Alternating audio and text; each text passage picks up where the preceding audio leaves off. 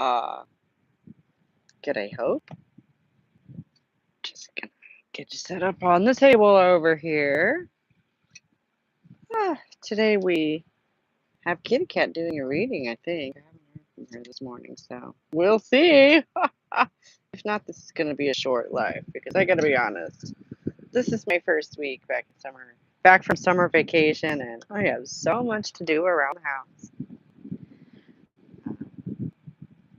that if we're not going to be doing the last chapter of Carolyn Merchant's amazingly insightful book, The Death of Nature, then I will cut this off. And I hope this fan's not too bad for everyone. I'm gonna have to ask her if she can hear that fan or what. Or anybody who comes by, nobody's gonna come by. Nobody cool comes by anymore. All my friends have abandoned me. All of my feminist friends have abandoned me, which is weird because honestly, I don't think it's their fault. I blame the algorithm. But like, we're still doing feminist readings here on the Friday live chats.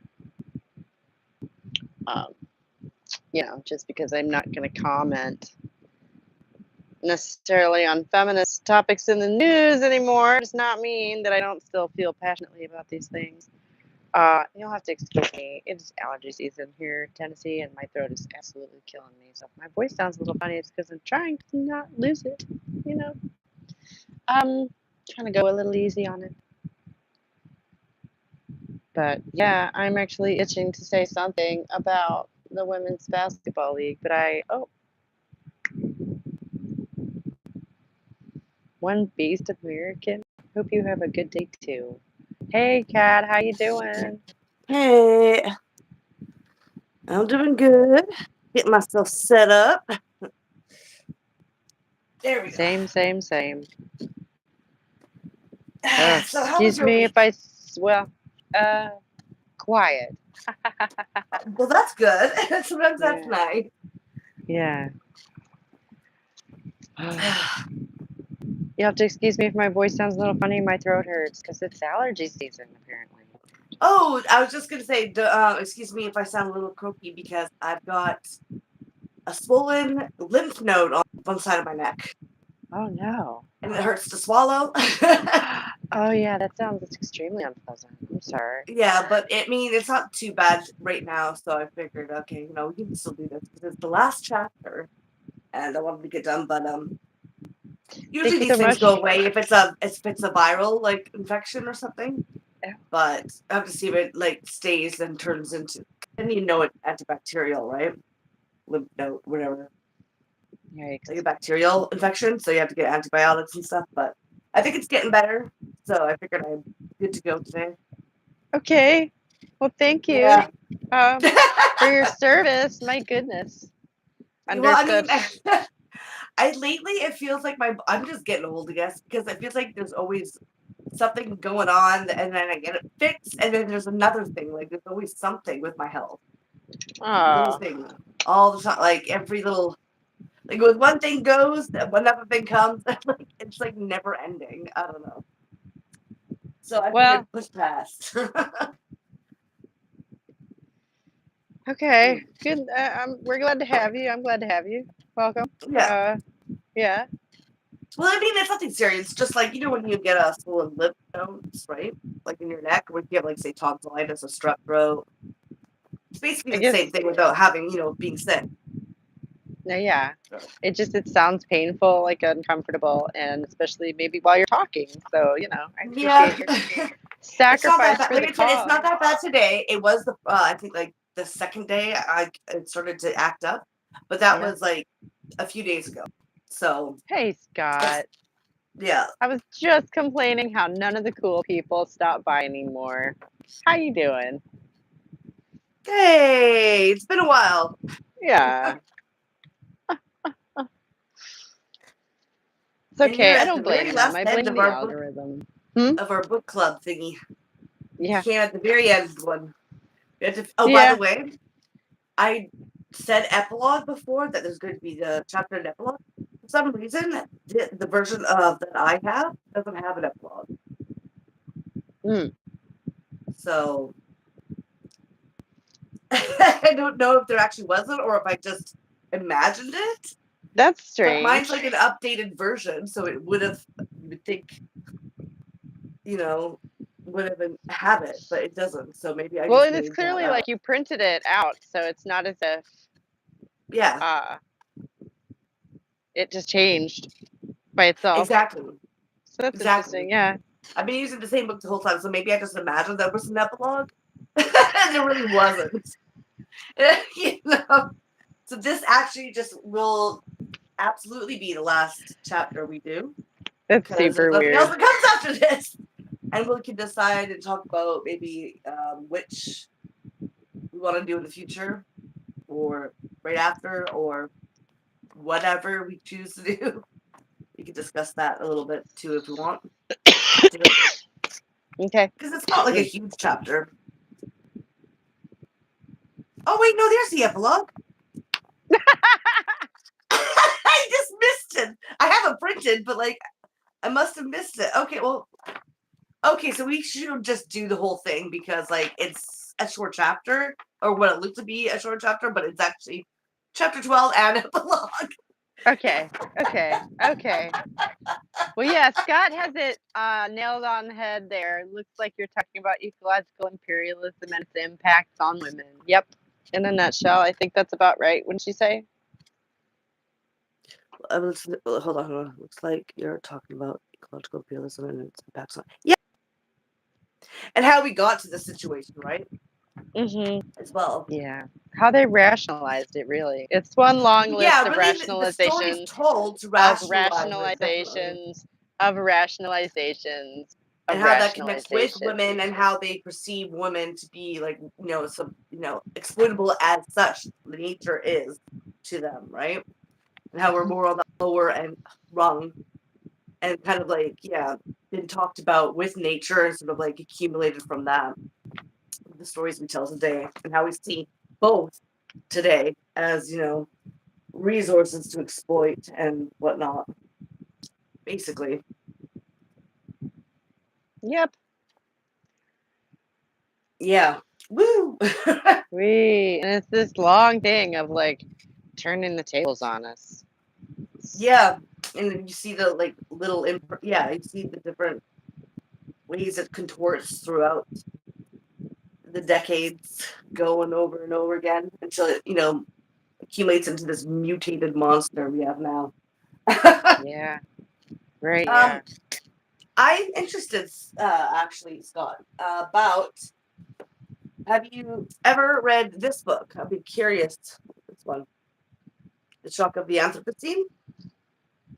Because I'd be curious to see what you thought, if you did. It's our candidate for the next book in line for our little book club here.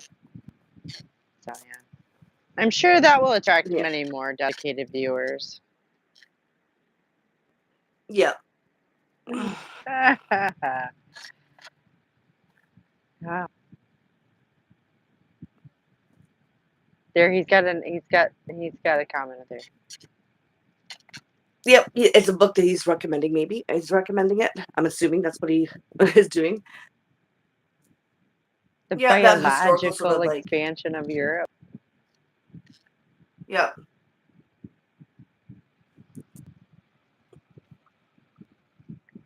But he hasn't read Okay, so no, you haven't read it. Okay. Well, I don't know. Someone should have. See, it's interesting because that book, I've heard. I think I know just myself who's actually read it, and that including since I got it years and years ago, and I was out on boots on the ground, sort of doing my own, doing things or whatever. I swear to God, no one's read that book but me. I think it's really good, but there could be others too that we could be doing. I don't know, but we can just wait till that. Answer that to later. After the chapter, see what we feel. Do you think this one's going to turn the mood on its head or something? I mean, I think we all know where the story's going, don't we?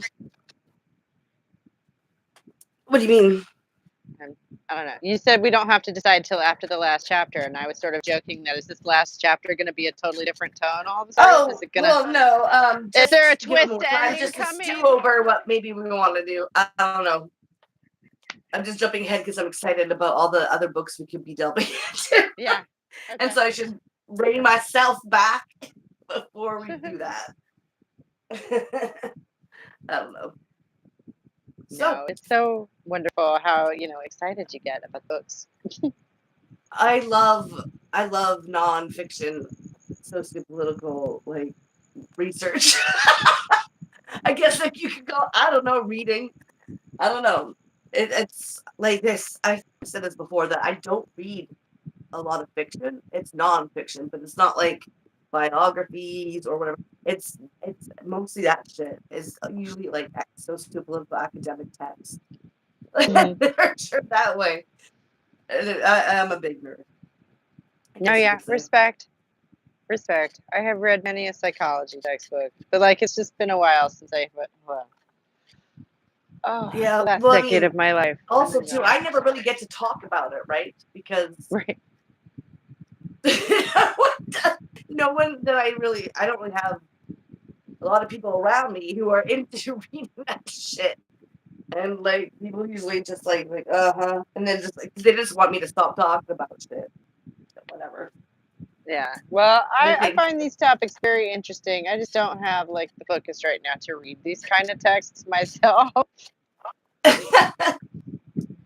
hey, you've been here listening to them every Sunday, or not Sunday, every Friday, pretty much. So Yeah. that's a lot more than what I usually get from people. Well, most people suck. They do. They want to read their fantasy stories and their, and which is fine. But it's like Yeah. if you have Yeah, I'm time for kidding. that, you don't want to maybe pick up a book that's relevant in this world, you know? Yeah, Like, yeah. There's a bit of that. Oh my gosh. Even my fiction I'm writing is historical fiction. I didn't go to the bother of like making up a whole other world because no, I also have no patience for that shit. Like if don't come yeah. at me with fantasy races, I'm not interested in what your works they're doing. Yeah. Sorry. Yes. Well, there's a difference between escapism and then when you're trying to build an analogy of the real world too, right? When you're trying to Right. like infuse a message and a point and stuff other than entertainment and escapism. That's the Right. difference. I'm like, okay, you have all this escapism, like in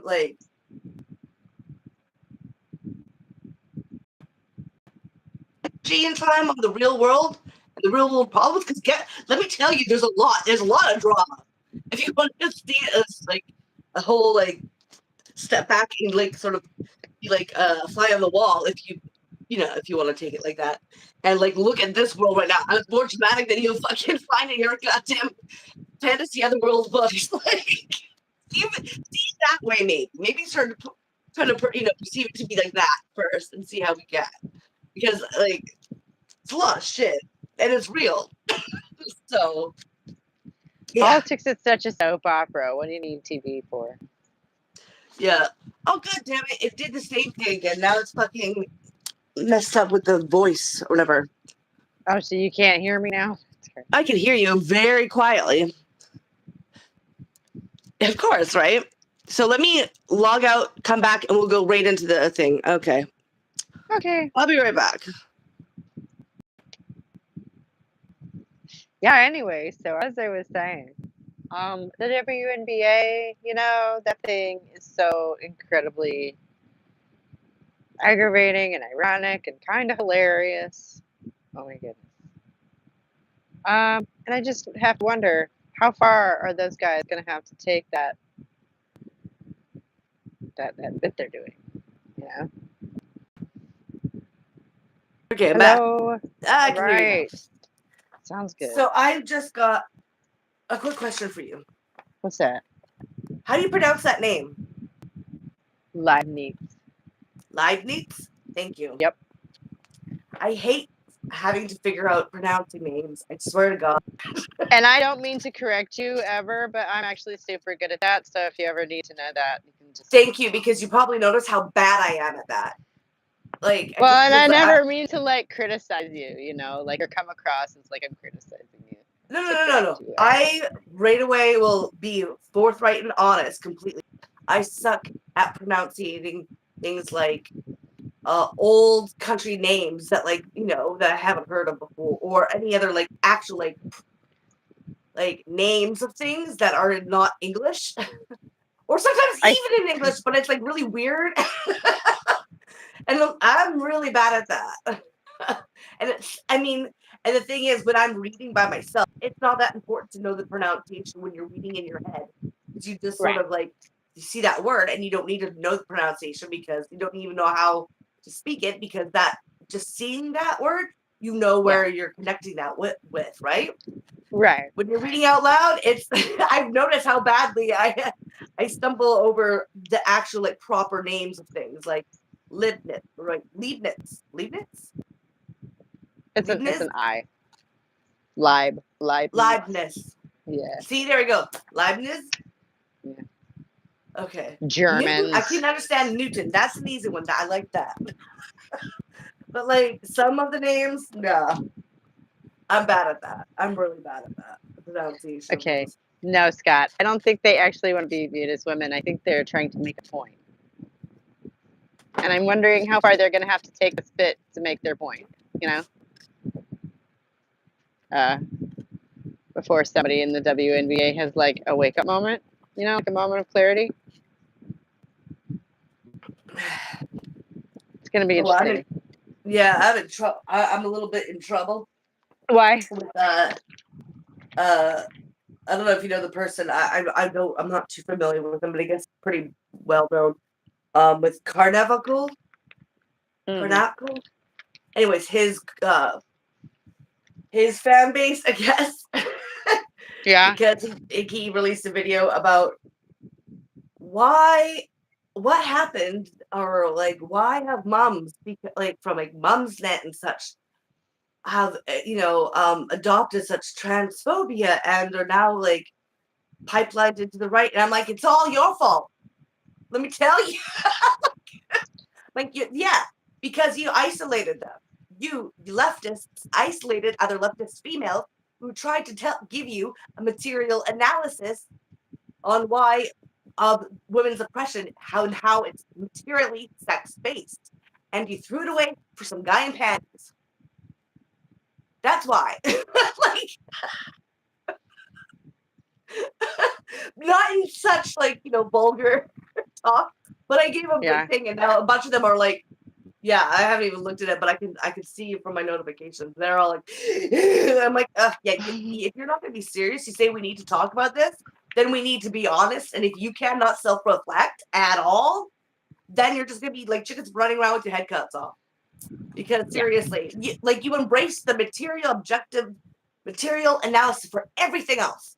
But then all of a sudden you come to women, you become postmodern, like gobbledygooks. Like that are analyzing some sort of subjective feeling. Like, fuck off. Like, it's obvious you're hypocrites and you need to self-reflect. And if you can't do that, then shut up, because you're just making things worse. If you want things to actually get better, you're not doing a good job at that. You're making it worse.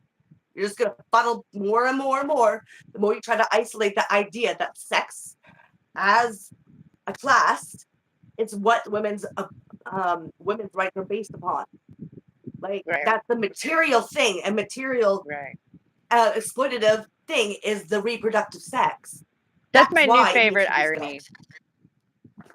What? Is that, these people who consider themselves to be such lefties, like leftism is supposed to be about material analysis, and they can't even like do it. They can't, but they can't for everything else. Not for women's oppression, though. It's just some sort of, superfluous thing that they can just, just shunt away, when they see, like, oh, some guy is sad because of how he's being treated when he's wearing a dress. I think we should go with that and just stick to that. Like, what? Like, because there's no other analysis to go on with that.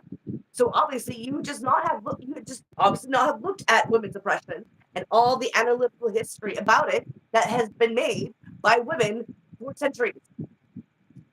Right. you obviously don't know what you're talking about, and you don't care to know. No. Because Yeah. they're on the right side of history, and that's what they're interested in. Yeah, well, they just don't care about women. They want to look at class materially. They want to look at race and the materially, and how it comes to like why it exists and where it came from. But when it comes to women, nah, who cares? They're not really human. There's Our nothing. culture is not misogynistic, though, not at all. Not at all, right? Anyways, another complaint. That's my recent thing. Is I'm like, yeah, I won't become right wing because I know better. But women, all they know is that they don't have it in conscious understanding of feminist history, but they know their right to get taken away, and you law are the one attacking them. And so it's going to be easy to be manipulated by right wingers who have come in, co-opted, used radical feminist words and work for their own, and then manipulate them with it and have them, go to who they actually think is behind them to protect them. Which, of course, I know they're not, but not these women because they don't have an analysis. And the reason why they're doing that is because you law isolated them. You left an empty space to be filled. That's on you. That's on y'all. So if you actually want to seriously understand this and rectify it, you need to deal with that shit. You need to be self-reflective and deal with that shit. Well, like when you say nothing will happen. When you say no TERFs allowed and like TERFs should die and shit, and then call anyone who questions any of that shit a TERF, a lot of people are just gonna not show up. Yeah, they're just not gonna. And yeah, there's a lot of right wing co-opting, like co-optation going on. But that, and now, yeah, a lot of them are right wing. It didn't start that way. You weren't attacking right wing people. What does TERF mean? Transclusionary radical feminist. Right. You were attacking leftist women. You were attacking socialist women, Marxist women, anti-capitalist women. That was your main target. And now we've been shut out once again because we're become too small and isolated of a group now because of y'all lot. And then the right wing saw an opportunity. And that's all on y'all. So if you want to keep running around with your like dumb fucking chickens with their head cut off, just don't self-reflect and just hum and haw over it and never go anywhere, never get anywhere. Okay, but shitty because the world could really use solidarity right now. Yeah. But anyway, and get all pumped up now. Anyway. Well, so we're gonna get to find out if Leibniz is the same Leibniz who invented calculus, because here comes Newton. It probably is. I think we're getting to that. Well, I kind of figured, like, how many famous people from the 17th century can there be with that name? And then we're also talking about Newton too, on top of that, because Right. There you go. I'm excited. Okay, then grab my thing, and then we'll get started with what we're going on to. Where is my thing? All right. And I'm sure we'll have time to chit chat afterwards, Oh, we definitely will. Unless like my throat closes up. We'll just try to avoid that. My goodness. See what happens. By the end. We won't think about that right now at this point.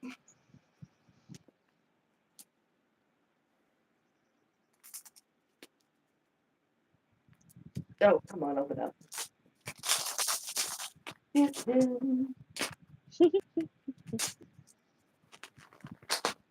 Okay. Male supremacist mindset cuts across all political lines and stripes. Right. It does. Okay. Leibniz? Is that how you say it? Leibniz? That's very good. Okay, cool. Okay.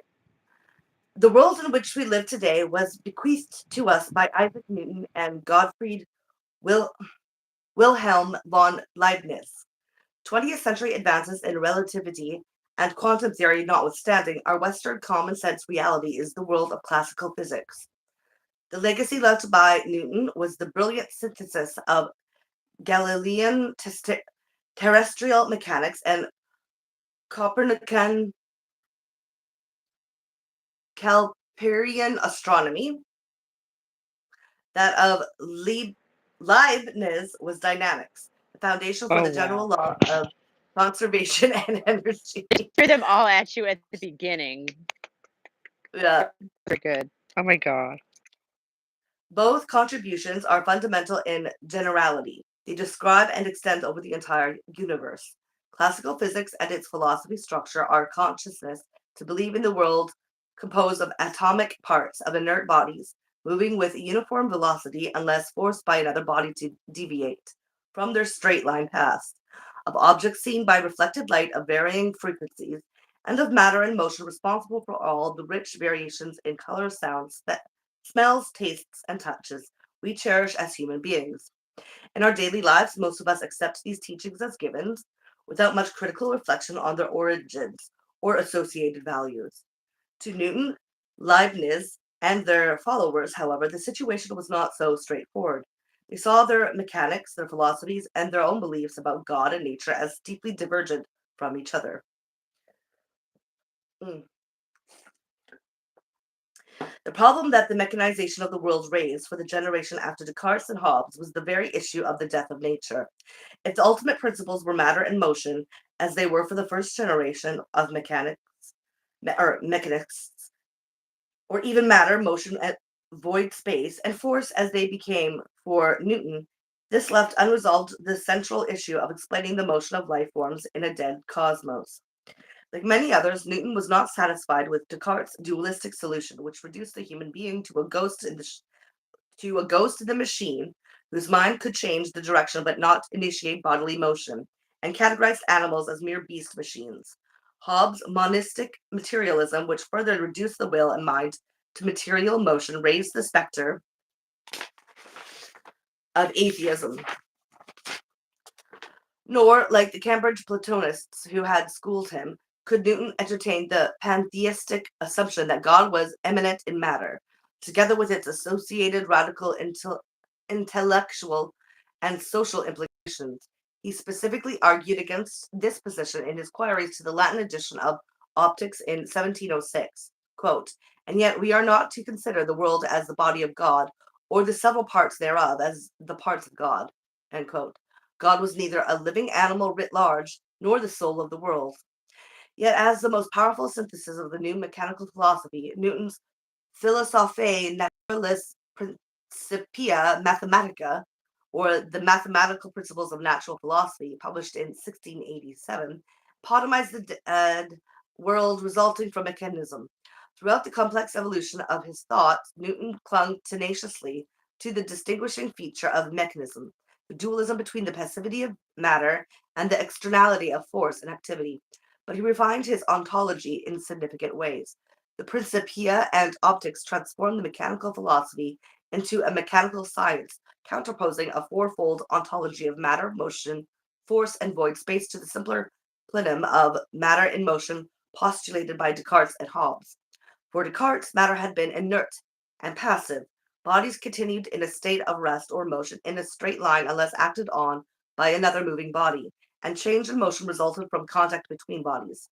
Newton departed from the strict passivity of this earlier mechanical philosophy, had assigned to matter by associating with it a complex overlapping set of passive forces, while nevertheless maintaining the basic assumption that matter is a passive principle and cannot move itself. By its vis incita, or innate force, a body continued in its state of rest or uniform motion, a state that could be altered only with difficulty. The vis inertia, or force of inertia, was the force of corporeal matter by which a body resisted an externally impressed force. The innate vis conservans, or conserving force, maintained a body's forward direction by a succession of impulses. Like Descartes, Newton viewed changes in motion as external in origin, rather than as the internal activity central to organism. His vis impressa, or impressed force, was an external impressed force acting on the body so as to change its state of motion or rest. Likewise, external to matter were various active principles such as gravity, fermentation, and cohesion necessary for explaining changes in activity not produced by impact. Gravitational force, unlike the impressed contact forces, acted at a distance and attracting all particles of matter toward each other according to the inverse square of the distance between them.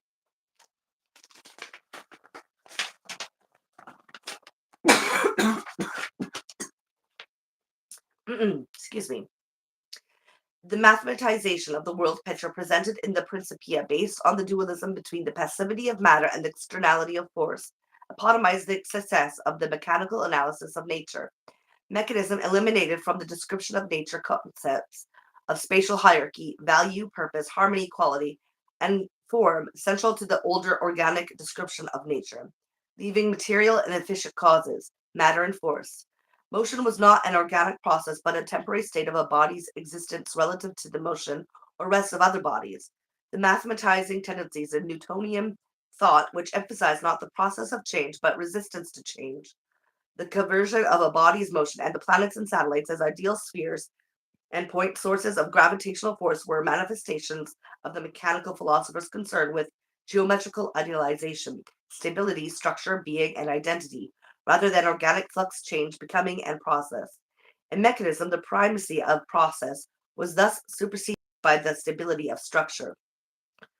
Completely consistent with the restructuring of the cosmos as passive matter and external force was the division of matter into atomic parts, separated by void space. The book of nature was no longer written in symbols, signs, and signatures.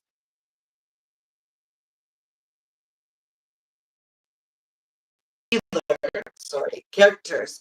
The atomic analysis of matter ultimately became an exemplar for the atomic division of data, problems, and events on a global scale. During the 2 decades following the publication of the Principia, Newton contemplated an atomic view of material particles distributed throughout void space, rearrangeable into new configurations by the action of external forces.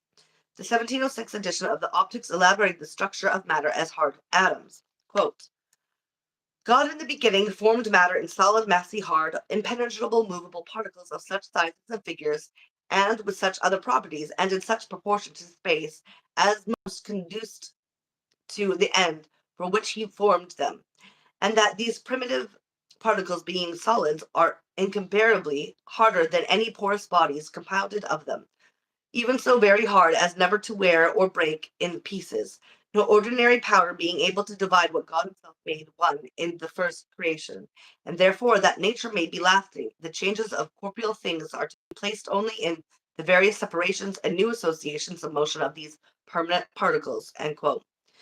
These immutable, unobservable atoms of which bodies and light were composed varied individually in size, shape, and weight, but their matter was homogeneous and their primary properties invariant.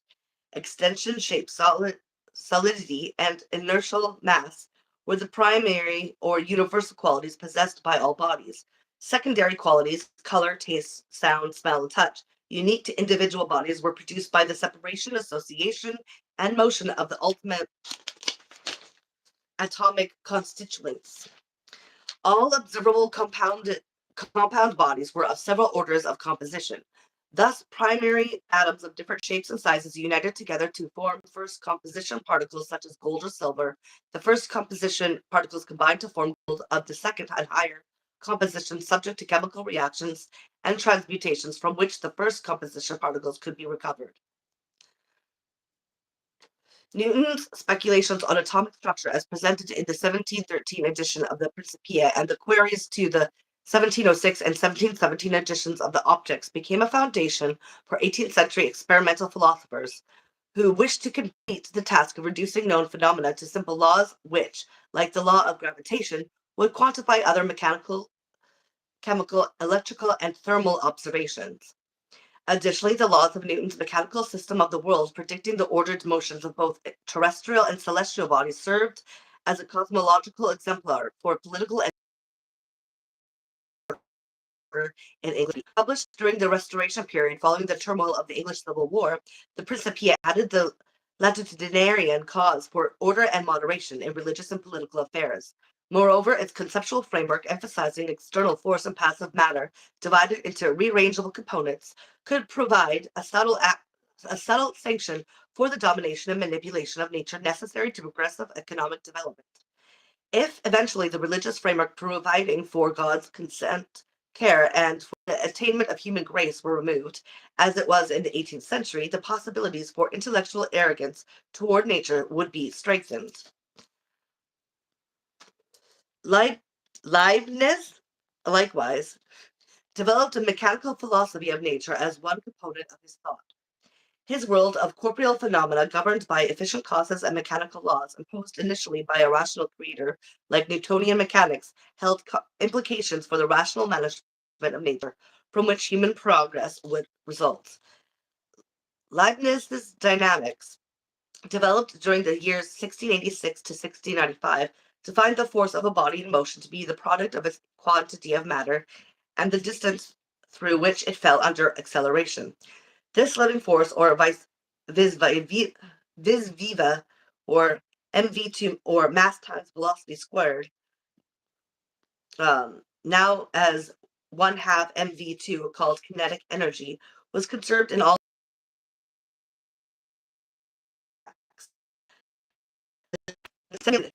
It was temporarily stored in the small parts of the body's matter, and therefore not lost to the universe. For Leibniz, force was the foundation for an understanding of both the phenomenal and spiritual universes. Primitive active force, an activity or striving toward a future state, later defined as the essence of his monad, was a true substance, while derivative force, mv2, observed in impacts between corporeal bodies, was not fully real but was grounded in primitive force and subject to the laws of nature. Corporeal objects were not substances, but collections of confused minds or monads, perceived to be extended bodies. The properties of these ostensibly extended bodies, size, shape, inertia, impenetrability, and motion, were well founded in the states of existence of the monads which constituted them. Leibniz thus assigned extension, which for Descartes was a substance, to the world of well-founded phenomena, arguing that extension and motion were merely attributes of phenomenal bodies, while force, on the other hand, was real.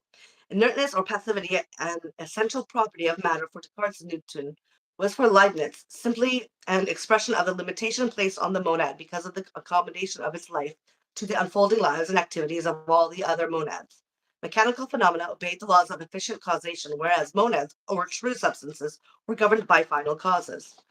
Nature was manageable through rational understanding and efficient action, despite the fact that certain parts of the earth grow up wild again or again suffer destruction and deterioration.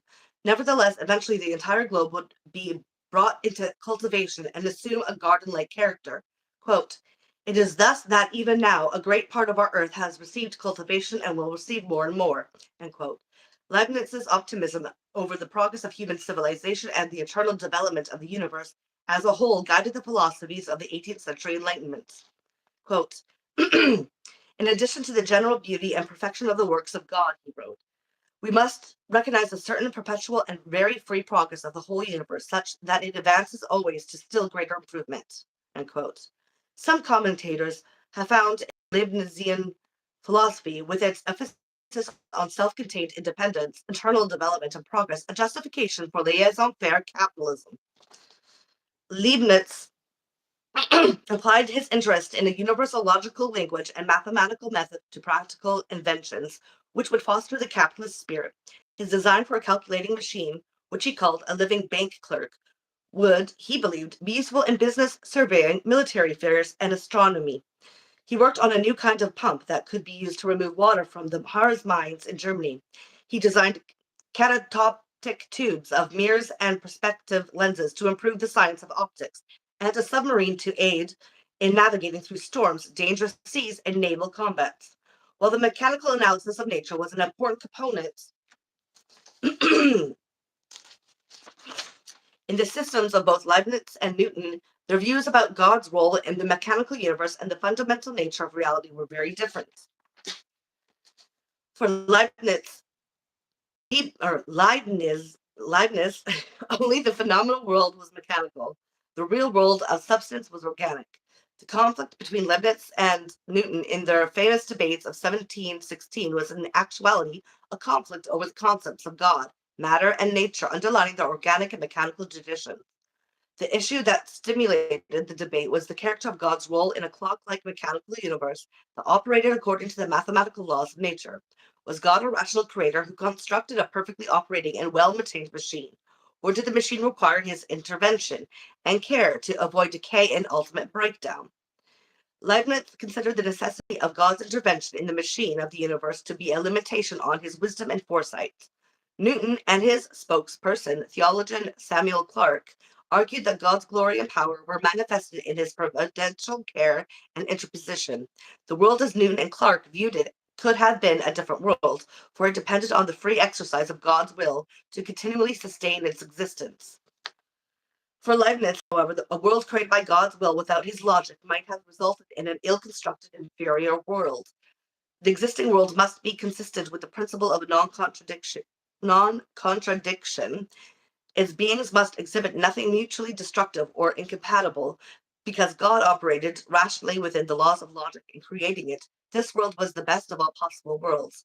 Yet another principle, that of efficient reason, was needed to explain the existence of this particular world and no other. This second principle was necessary in proceeding from the laws of logic to actual existence. By God's sufficient reason, his logic was united with his creative power.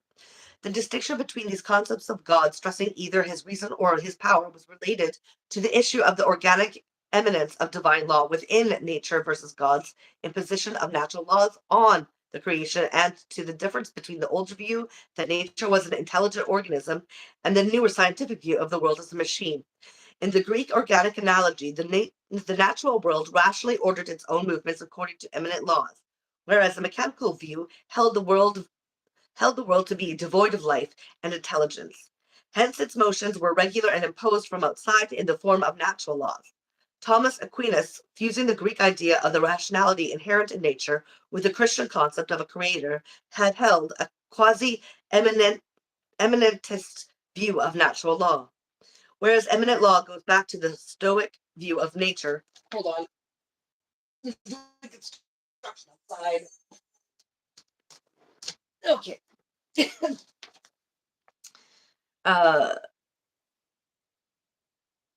Hold on. Yeah. Whereas eminent law goes back to the Stoic view of nature, imposed law is a product of the Judeo-Christian worldview.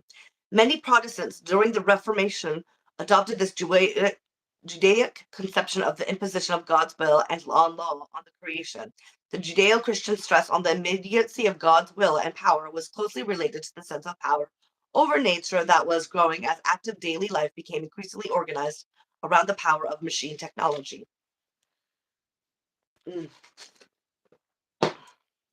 The view of the mechanists, Gassendi, Boyle, and Newton, and of mainstream science was based on the theory that things rather than relations are the ultimate reality, relations being externally imposed by God in the form of natural laws. For Leibniz, on the other hand, activity and relations were internal and followed from a doctrine of natural law as quasi-immanent.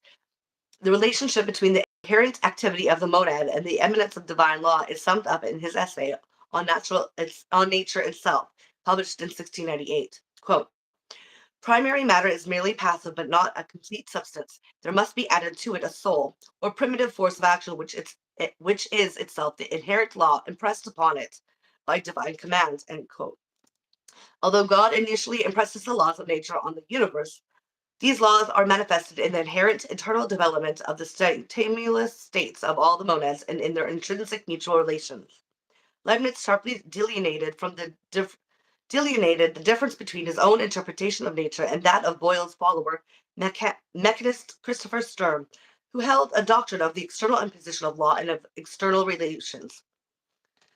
Quote, he admits, the motions now taking place result by virtue of an eternal law once established by God, which law he calls a volition and command. I ask whether this volition and command, or if you prefer, this divine law, once established, had bestowed upon things only an extrinsic domination, or whether it has truly conferred upon them an internal law from which their actions and passions follow, even if this law is mostly not understood by the creatures in which it inheres.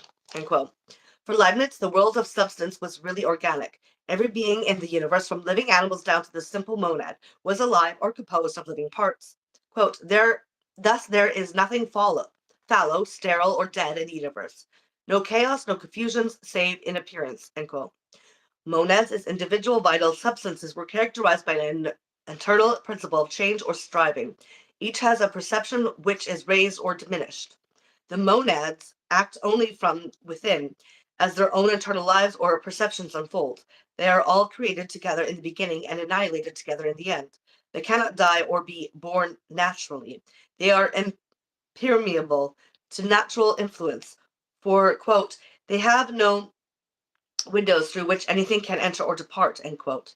Thus, change occurs as the result of an internal immanent principle rather than from the action of an external imposed force as a mechanism.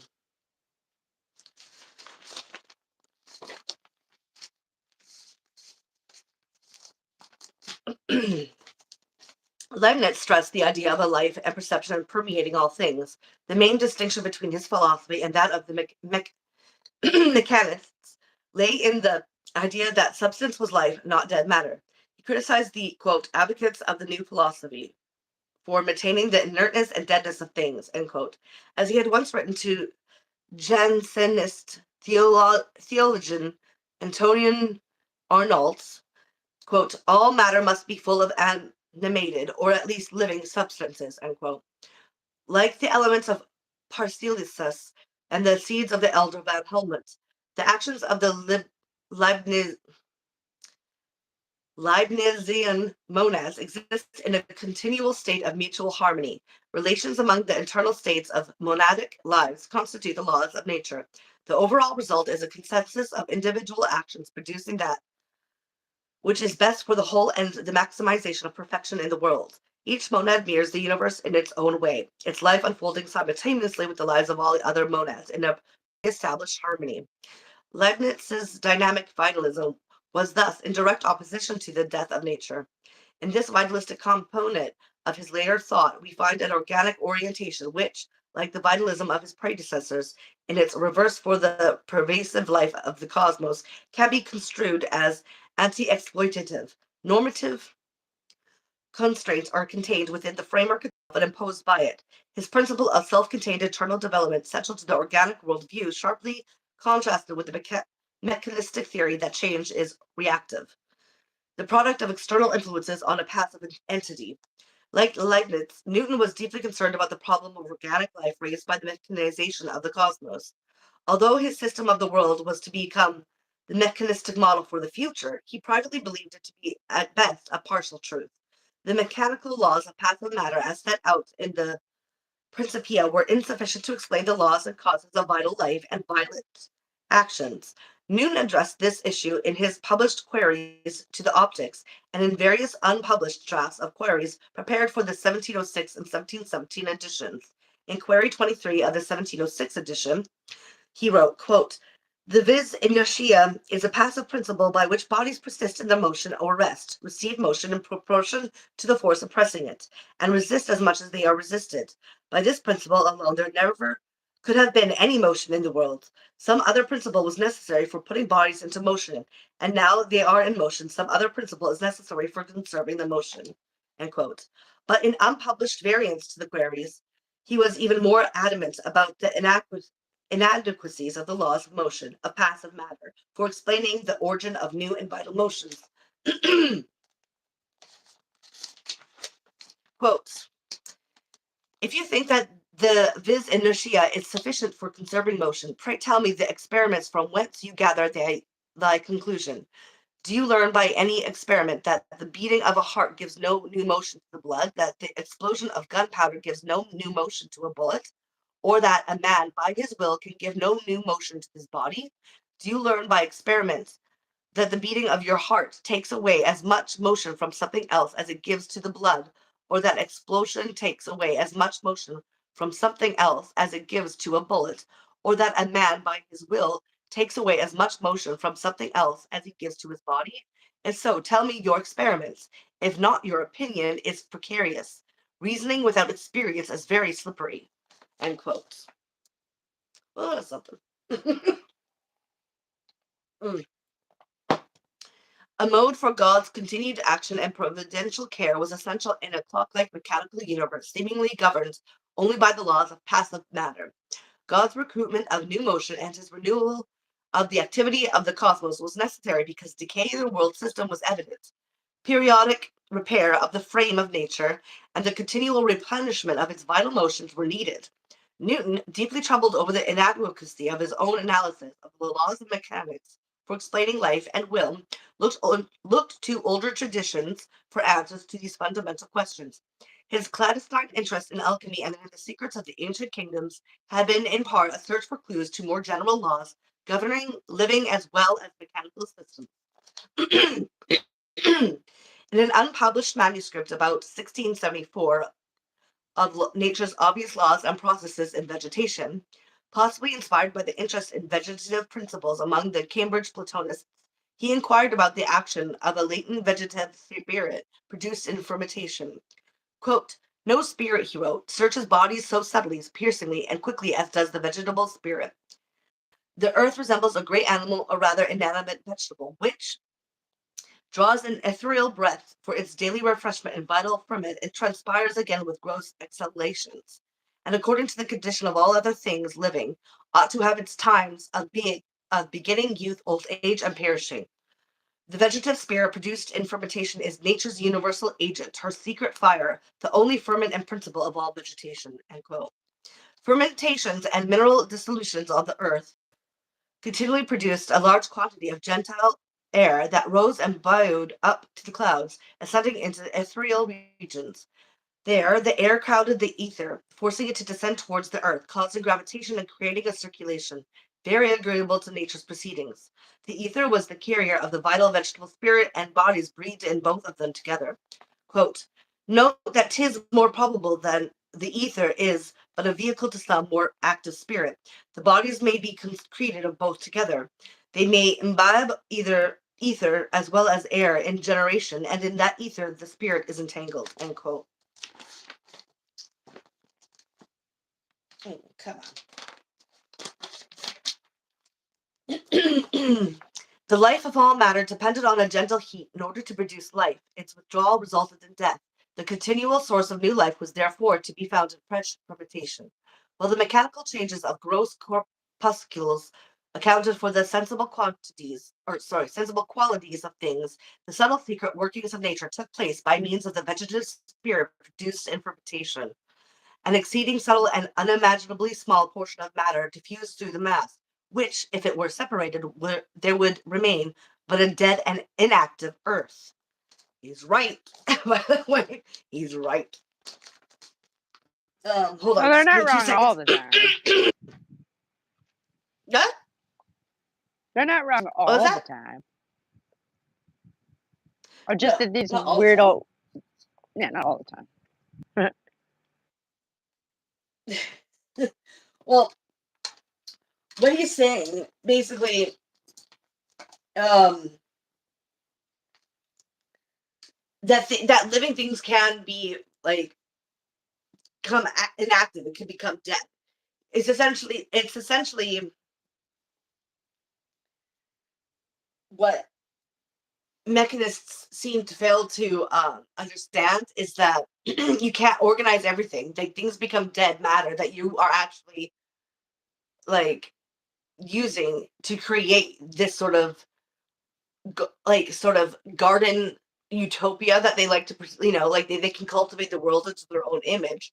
But like once you kill things off, they're dead, and you don't have like you can't. You're not the one that's able to just keep it going. When you like it by changing it, right? It's a thing. It's a thing in thermodynamic sciences. That's why I have a certain opinion about it. Just give me 2 seconds though. I gotta just get this gum opened up because my throat's a little bit crackling.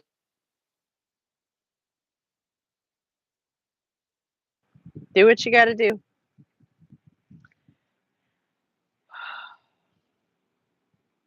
I'll just say, I remember reading about. Huh?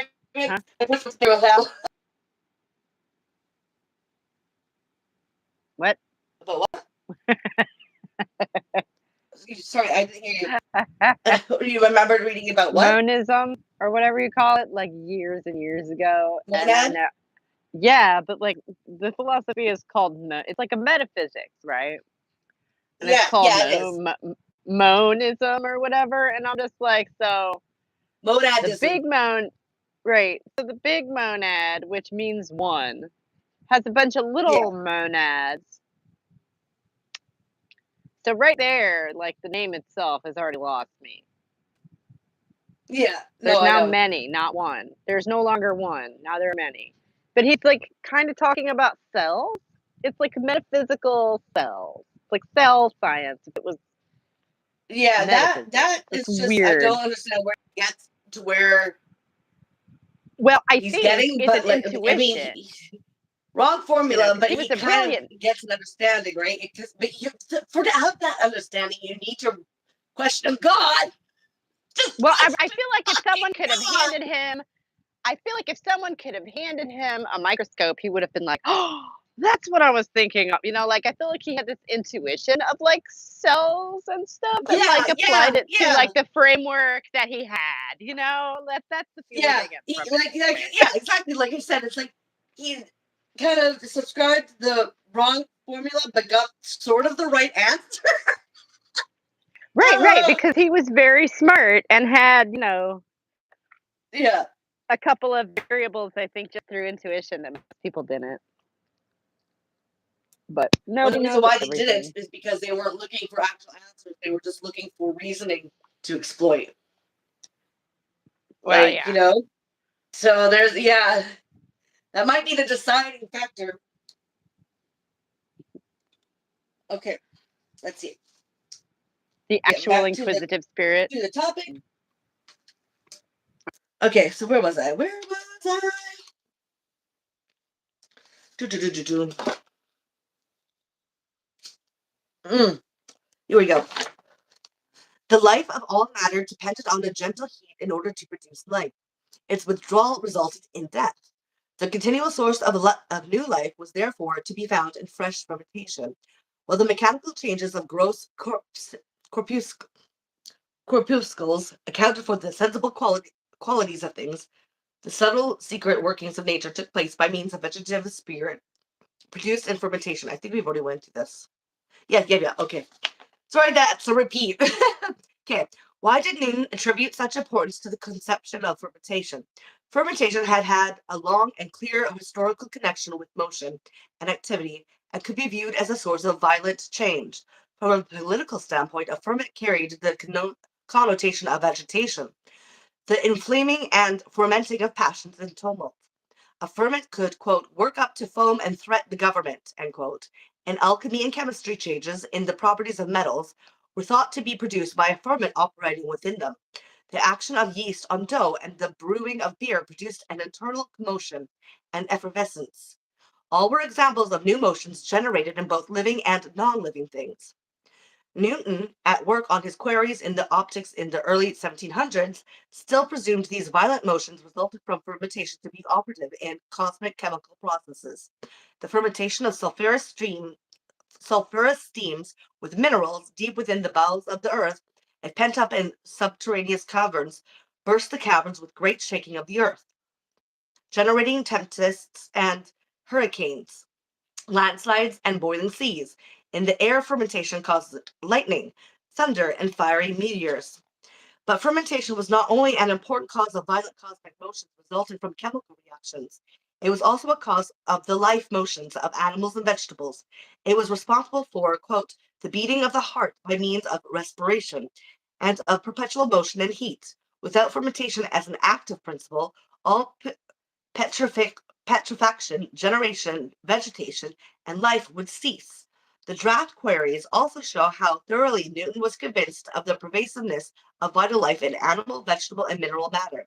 Quote, we cannot say that all nature is not alive, he wrote in one draft, and in another, quote, all matter duly formed is attended with signs of life, end quote. In the drafts, he also discussed the human will as a clear example of the recruitment of new motion not explained by the laws of compressed force or by Descartes' principle of the conservation of motion. Quote, matter is a passive principle, it cannot move itself. It continues in its state of moving or resting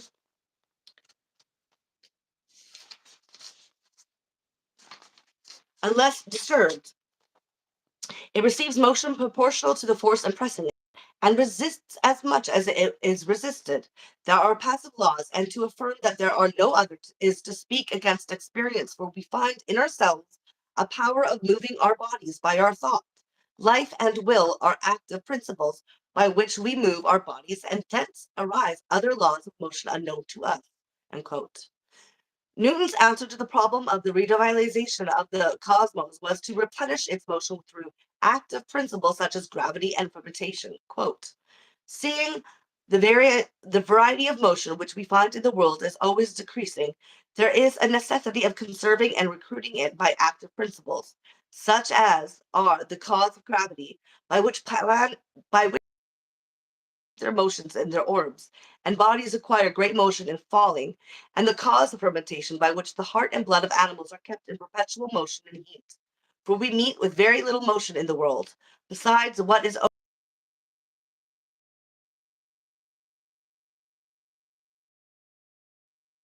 without these actions, quote, the bodies of the earth, planets, sun, and all things in them would grow cold and freeze and become inactive masses, and the planets and comets would not remain in their orbs, end quote. For Newton, fermentation thus furnished an antidote to the death of nature, implicit in a mechanical universe, a universe founded on passivity and having an inherent tendency towards decay, decline, and eventual death. Unsatisfied with the mechanistic analysis of phenomena, he, like Leibniz, was searching for the causes and laws that would unify biological processes, just as his gravitational theory had synthesized physical interactions. Hold on. Both Newton and Leibniz, however, are known today chiefly for their contributions to mathematics and mechanics. Moreover, a cultural research program extending from the 17th century to the present day has resulted in mechanical models of the self, society, and the cosmos. Thus, the human body and the human psyche are treated as reactive, conditionable entities, and the human brain as a computer. The body politic has become a pluralism of atomized interest groups. The mechanistic cosmos has been extended to encompass chemical, electrical, thermodynamic, and cellular phenomena. During the 3 centuries in which the mechanical worldview became the philosophical ideology of Western culture, industrialization coupled with the exploitation of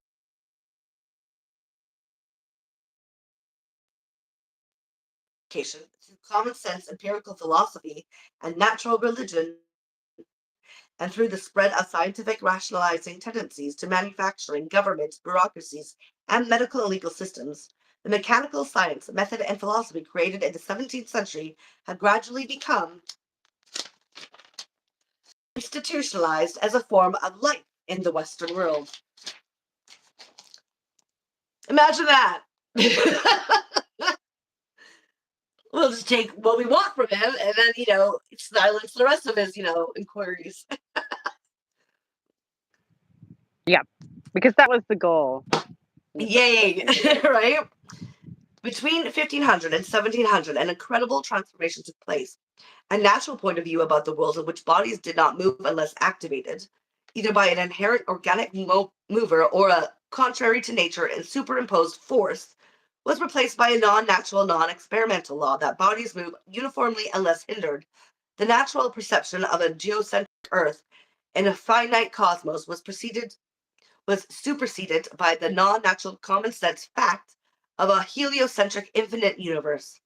A subsistence economy in which resources, goods, money, or labor were exchanged for commodities was replaced in many areas by the open-ended accumulation of profits in an international market. Living, animate nature died, while dead, inanimate money was endowed with life. Increasingly, capital and the market would assume the organic attributes of growth, strength, activity, pregnancy, weakness, decay, and collapse, obscuring and mystifying the new underlying social relations of production and reproduction that make economic growth and nature, women, blacks, and wage laborers set on a path towards a new status as natural and human resources for the modern world system. Perhaps the ultimate irony in these transformations was the new name given them, rationality. In 1500, the parts of the cosmos were bound together as a living organism. By 1700, the dominant metaphor had become the machine. Although machines and the cosmic machina mundi had been parts of the ancient and medieval worlds, the organic conception of nature had been sufficiently integrative as a framework to override changes and discrepancies within it. Similarly, although the mechanistic analysis of reality has dominated the Western world since the 17th century, the organismic perspective has by no means disappeared. It has remained as an important underlying tension, surfacing in such variations as the Romantic reaction to the Enlightenment, American transcendentalism, the ideas of the German natural philosophen, the early philosophy of Karl Marx, the 19th century vitalists, and the work of William Reich. The basic tenets of the organic view of nature have reappeared in the 20th century in the theory of holism of Jan Christian Smuts, the process philosophy of Alfred North Whitehead, the ecology movements of the 1930s and 70s, alternative analysis in nuclear physics, the bootstrap model, and the developmental theories in psychology. Some philosophers have argued that the two frameworks are fundamentally incommensurable. Although such a perception of the dichotomy is too extreme, as the fusions between the two perspectives discussed in previous chapters have shown, a reassessment of the values and constraints historically associated with the organic worldview may be essential for viable future. And now we're at the epilogue. Give me 2 seconds here. We just got a few pages of that, and then we will be done. I am just going to quickly log back in because it went again, off and online. So now I can barely hear you. So I'll be right back. I suppose I will unmute myself while she's gone. Scott, are you still here? Are you the one who's hanging out with us? Is somebody hanging out with us? I don't know. Oh. I got so much coming down the pike the rest of this year. Here we go. Hopefully someone sees it. Oh, gosh. Hello? Hey. All right. I can hear you. We're back. Now let me just plug in my stupid phone because it's gonna die if I don't. It's a good thing I noticed because I wouldn't have noticed and I would have just dropped out of existence. Oh my god. It's always something. It's always something. I know. There we go. Okay. You still good? Can I hear you? Say something. Something. Oh, you're good. You're good. All right. All right. Epilogue. The mechanistic view of nature, developed by the 17th century natural philosophers and based on a Western mathematical tradition going back to Plato, is still dominant in science today. This view assumes that nature can be divided into parts and that the parts can be rearranged to create other species of being. Facts or information bits can be extracted from the environmental context and rearranged according to a set of rules based on logical and mathematical operations. The results can then be tested and verified by resubmitting them to the nature, the ultimate judge of their validity. Mathematical formalism provides the criterion for rationality and certainty, nature the criterion for empirical validity and acceptance or rejection of the theory.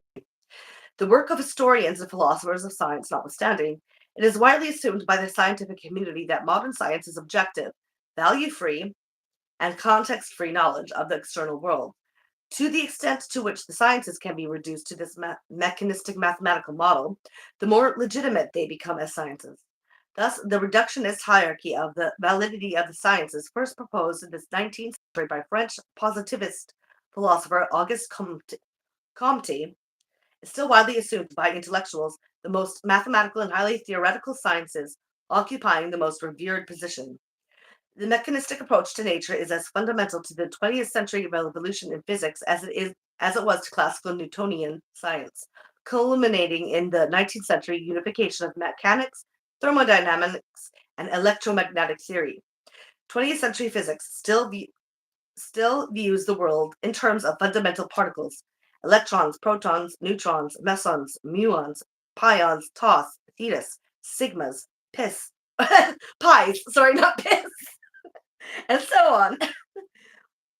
The search for the ultimate unifying particle, the quark, continues to engage the efforts of the best theoretical physicists. Mathematical formalism isolates the elements of a given quantum mechanical problem, places them in a lattice-like matrix, and rearranges them through a mathematical function called an operator. Systems theory extracts possibly relevant information bits from the environmental context and stores them in a computer memory for later use. But since it cannot store an infinite number of facts, it must select a finite number of potentially relevant pieces of data, according to a theory or set of rules governing the selection process. For any given solution, this mechanistic approach very likely excludes some potentially relevant factors. And that's the big thing.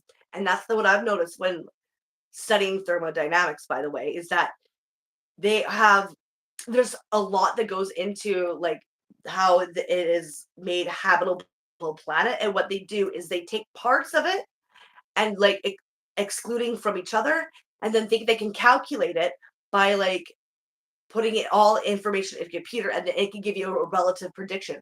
It cannot, because there's so many millions of trillions of variations that once a single variation happens, a complete millions of other variations like come out of it, right? So it's like impossible to mathematically interpret that you'll be able to control the predictability.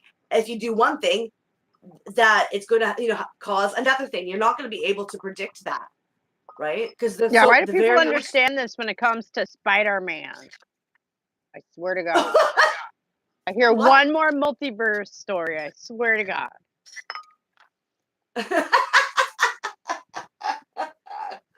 Because it's the same idea, right? Obviously, it's the butterfly effect. It's string theory. It's all that bullshit. But in science, in science is that you cannot predict, because the variations are so wide and unpredictable. That's the thing. Like you cannot predict it, like and that's because they've separated it, right? And so and then especially when it comes to human causes, because you cannot control all human causes of the world.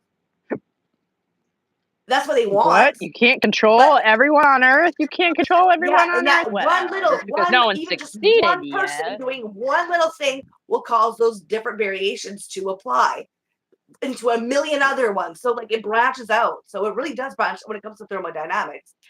Like in your idea of controlling the predictability, when it comes to be able to like sufficiently be able to understand what will happen, so that you can create something else that will like send it to a different sort of way of predicting, right?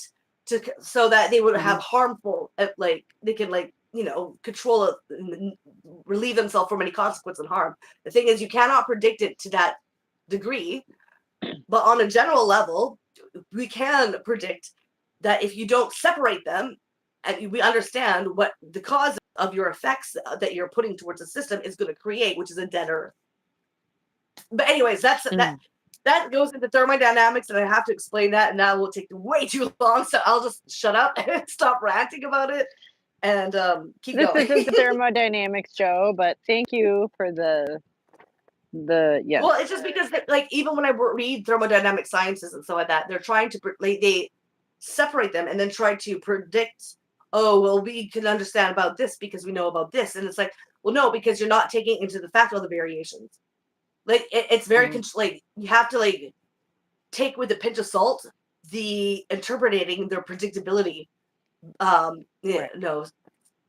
what they're trying to do, and just look at the science of it, because even in the science, if you just do that separating, wanting control of it, but just to understand it, you can see where like the hubris lies in the sciences. Right. Yeah. Right. And yeah. But and anyways, why that was my point. All that. No, yeah, and that's why all that talk of hierarchy pisses me off, because this stuff is in fact a web. Yeah. Yeah.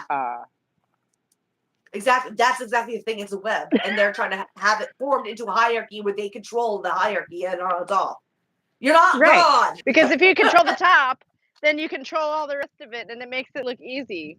And Yeah, but the thing it's is, just since you're not God and you don't actually have that control you think you do, you're gonna fuck it all up for everyone. Because right. you It's so are too delusional. fucking egotistical, narcissistic motherfucking sociopath to understand this hubris that you live in. Yeah. But I digress. But Okay. unfortunately, being that insane makes them very ruthless. So Yes, yeah, you're exactly. You're right. that sucks. Okay. Systems theorists claim for themselves a holistic outlook because they believe that they are taking into account the ways in which all the parts in a given system affect the whole. Oh, they're just explaining it just right now. Okay, I didn't realize that. Okay, so I'll keep going. Yet the formalism of the calculus of probabilities excludes the possibility of mathematizing the gestalt. That is, the ways in which each part at any given instant take their meaning from the whole. The more open, adaptive, organic, and complex the system, the less successful is the formalism. There we go.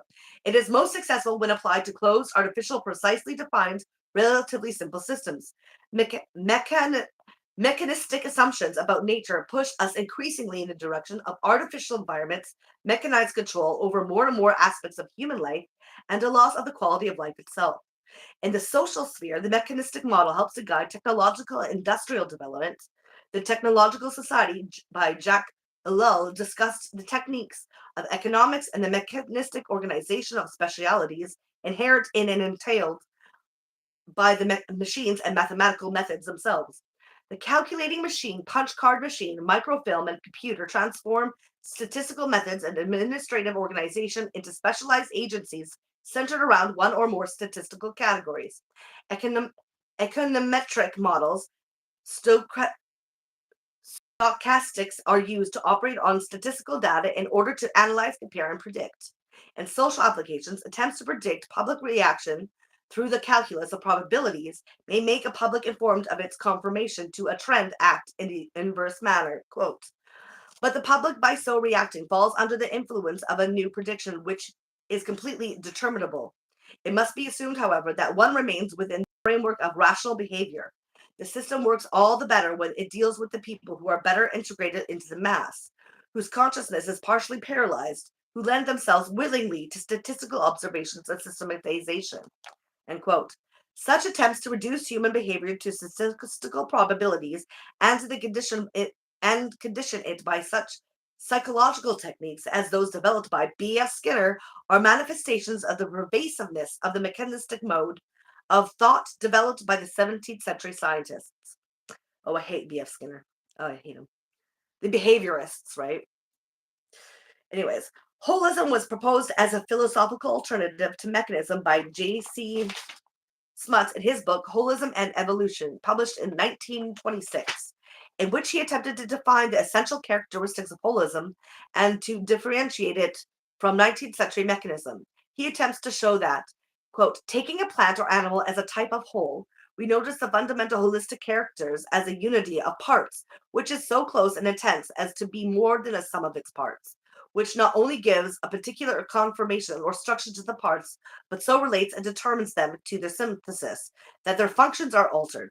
Their synthesis affects and determines the parts so that they function toward the whole, and the whole and the parts therefore reciprocally influence and determine each other and appear more or less to merge their individual characteristics. End quote.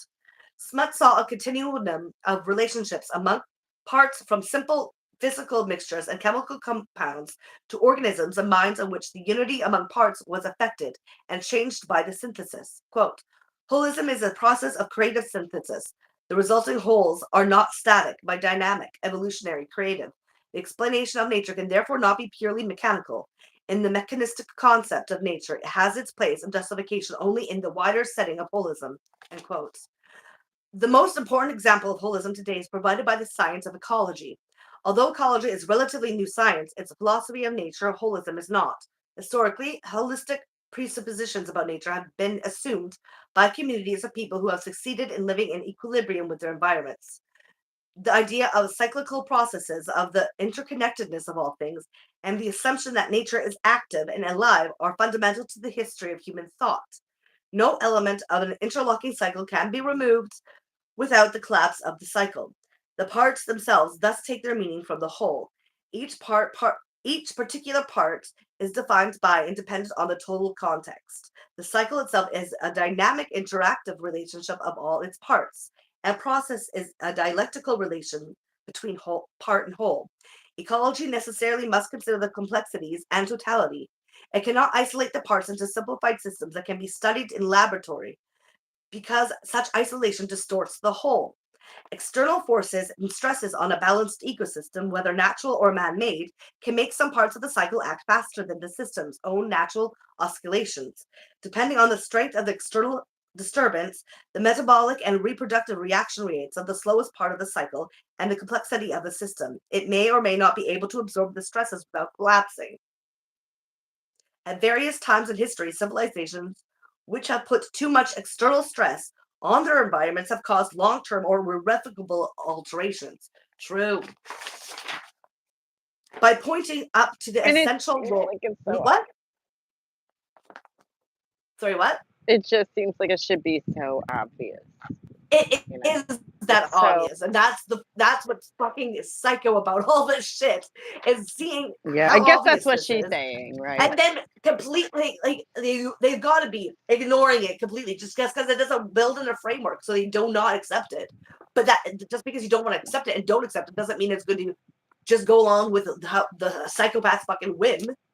Like, Like an alternate title for this book could be The Delusion of Modern Society, right? really, Like, definitely, yeah, yeah.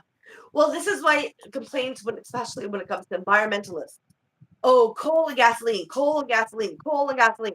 There's a lot going into it other than coal and gasoline. Our agricultural cut blocks.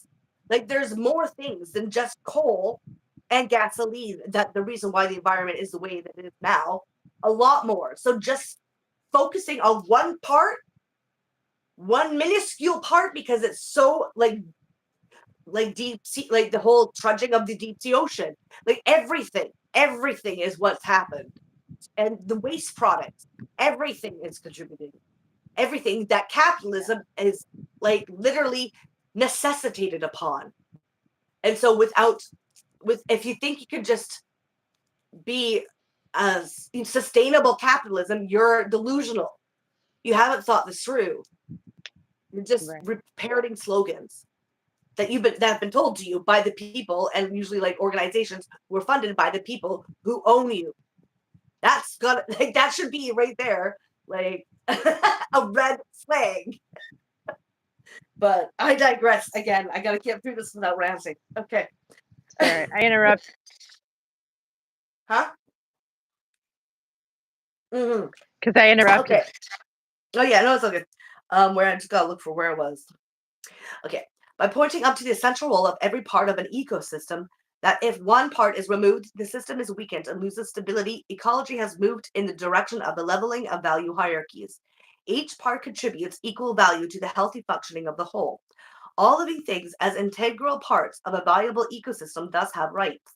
The necessity of protecting the ecosystem from collapse due to the extinction of vital members was one argument for the passage of the Endangered Species Act of 1973. The movement toward egalitarianism manifested in the democratic revolutions of the 18th century. The extension of citizen rights to blacks and finally voting rights to women was thus carried a step further. Endangered species became equal to the Army Corps of Engineers. The sail darter had to have a legal hearing before the Tellico Dam could be approved. The Furbish lousewort could block construction of the Dickey-Lincoln Dam in Maine. The red-cockaded woodpecker must be considered in Texas timber management, and the El Segundo blue butterfly in California airport expansion. The thing is, though, they can take those rights away when they want, and that's what they're doing right now. So, like, that's only going to get you so far, right? Making rights for these things, because rights are arbitrary to them. they don't see it as rights. They see it as giving privileges that they can afford for the time being. And when they can't, they will take it away. They will take it away. So you can't just expect that to be your main goal. Like, that ain't gonna do it. Anyways, think long term. Think more long term.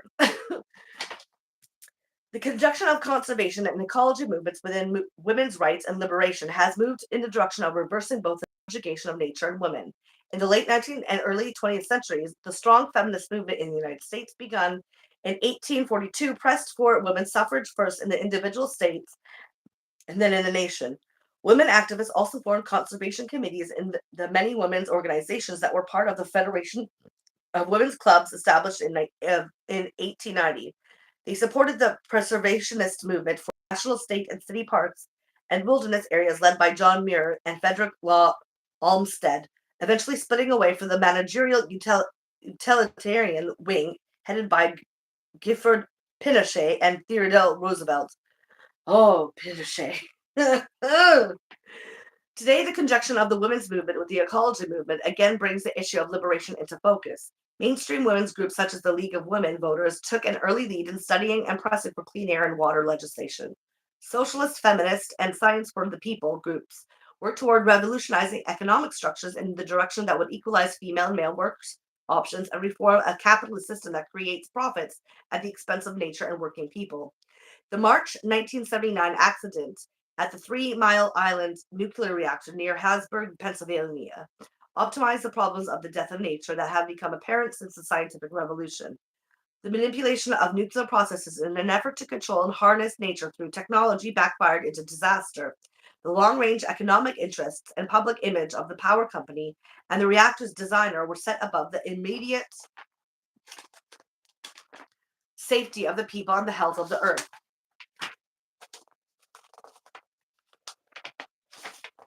The hidden effects of radioactive emissions, which by concentrating in the food chain could lead to an increase in cancers over the next several years, were initially downplayed by those charged with responsibility for regulating atomic power. 3 Mile Island is a recent symbol of the Earth's sickness caused by radioactive wastes, pesticides, plastics, photochemical smog, and fluorocarbons. The pollution of her purest streams have been supported since the scientific revolution by the ideology of power over nature, an ontology of interchangeable atomic and human parts, and a methodology of penetration into her innermost secrets. The sick earth, ye dead, ye putrefied, can probably in the long run be restored to health only by a reversal of mainstream values of revolution and economic priorities. In this sense, the world must once again be turned upside down. As natural resources and energy supplies diminish in the future, it will become essential to examine alternatives of all kinds so that by adopting new social styles, the quality of the environment can be sustained.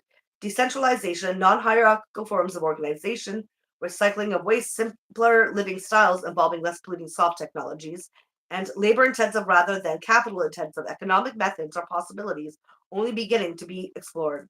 The future distribution of energy and resources among communities should be based on the integration of human and natural ecosystems. Such a restructuring of priorities may be crucial if people and nature are to survive. And this was written quite a bit ago. So looking at it now. Right, it's like as old as I am, isn't it? Yeah, I gotta look at the fucking copyright. I can't remember when this came out. I think it was in the late 70s or early 80s. This came out. Yeah, I want to say it was like 80 something. Yeah. Yeah, something like that. Yeah. You told us a while back. I did say a while back, but I can't remember exactly when. This is one of her older books, so yeah, it's definitely an older study that she had. No, it's just an example of what I'm always saying of why we read some of these older books is because it sounds like, they predicted the future. Well, yeah, exactly. When you have an analysis that really predicted the future of where we are now and their warnings, that's something we should be looking into. Yeah. Like, we should be looking into what kind of suggestions that they have made, their analysis, how they got there, why they got there, and who, but a lot of people don't read. They just don't read. No, I know. And I'm Like one of it's them right now, but I'm completely open about the fact that I'm so just brain fried from life, and B, trying to write something. So yeah. which is fine. You know what? Because you're still having me on and reading books with Oh me, yeah. and hopefully it Yeah. helps other people want to even maybe pick up books themselves, even if it's not listening to us. Here's hoping. But Yeah. you never know. And I still have so much in the works for the channel for the rest of the year, so hopefully we will have a bigger audience coming up soon. Yeah, that'd be nice. That'd be nice. It would. Yeah. Yeah. What was I gonna say? So the next book. We have that Shock of the Anthropocene one, which I think would be a good choice. I also have the works of, like I said before, Cory Morningstar, when she goes into the new Green Deal and how it's just subsuming like nature and parks and reserves and all that, and putting it up in Wall Street marketplace as trading options. And so what they call ecosystem services, right? Which is dangerous as fuck. And they're using they're using provincial parks, state parks, and this is happening globally. But that's more of a tedious study because she named names and organizations that work around it and who they are operating for, because the people that fund them are usually big tech billionaires and vulture capitalist philanthropists. So there's that. But there's also I've got a fucking wide variety of books I have myself that we can look over later if you wanted to privately too, that I have that we could go into. Yeah. Okay. That could be It really fun. just depends on what you want to do because it's your channel. Yeah, right. Yeah. And I'm trying to think, like, I like the philosophical angle, and I don't know if I want to go like hardcore namey politics about specific like bills and whatever, like Yeah. the Green New Deal, like that's Yeah, so we don't have to do that because, like I said, that might be a little bit tedious, but it's good if you don't mind tedious. I don't mind tedious, but yeah, to actually and it's not that it would be tedious. and It's that it's sort of read it out loud might be tedious. I think for a lot of people, that's the problem. I think that's it. It's not that so much as it's just a very different approach to things, much more granular, much less philosophical. It's more detail oriented, but like the thing is, I understand where that's coming from absolutely, because I worked with organizations like this, and the way that they screw over people is really poignant. Like Greenpeace and all that, they're terrible company, and all those people that are from within it go on to be PRs for a bunch of different like corporations of like different industries. Yeah. And like they'll go behind the back, the people that they work with, the locals, they'll go behind their back and make deals without them present and give away a lot of the rights that they claim that they came to help initiate a protection with. So like they're very schemy people. Do not trust them. All the organizations, all the big mainstream ones, 350.org. No. Horrible. I think Naomi Klein, is that the one who was backed by 350 or organized it or whatever? I don't know. That's an elite. She's an elite. She is a capitalist through and through. She's a neoliberal. Like these organizations, these environmental organizations are all scummy. Unless it's from like actual ground up. They're not from the ground up. They're from the up down. Kind of like the transgender shit. And their organizations top down, the same thing. It's the same thing. Yeah. Scuzzy shit.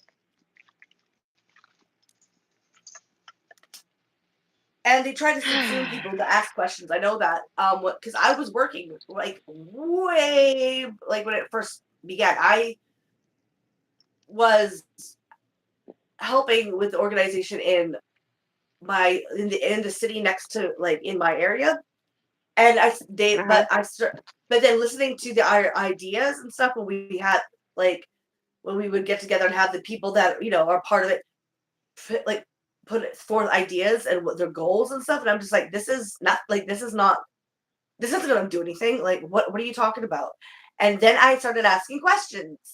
They didn't like that.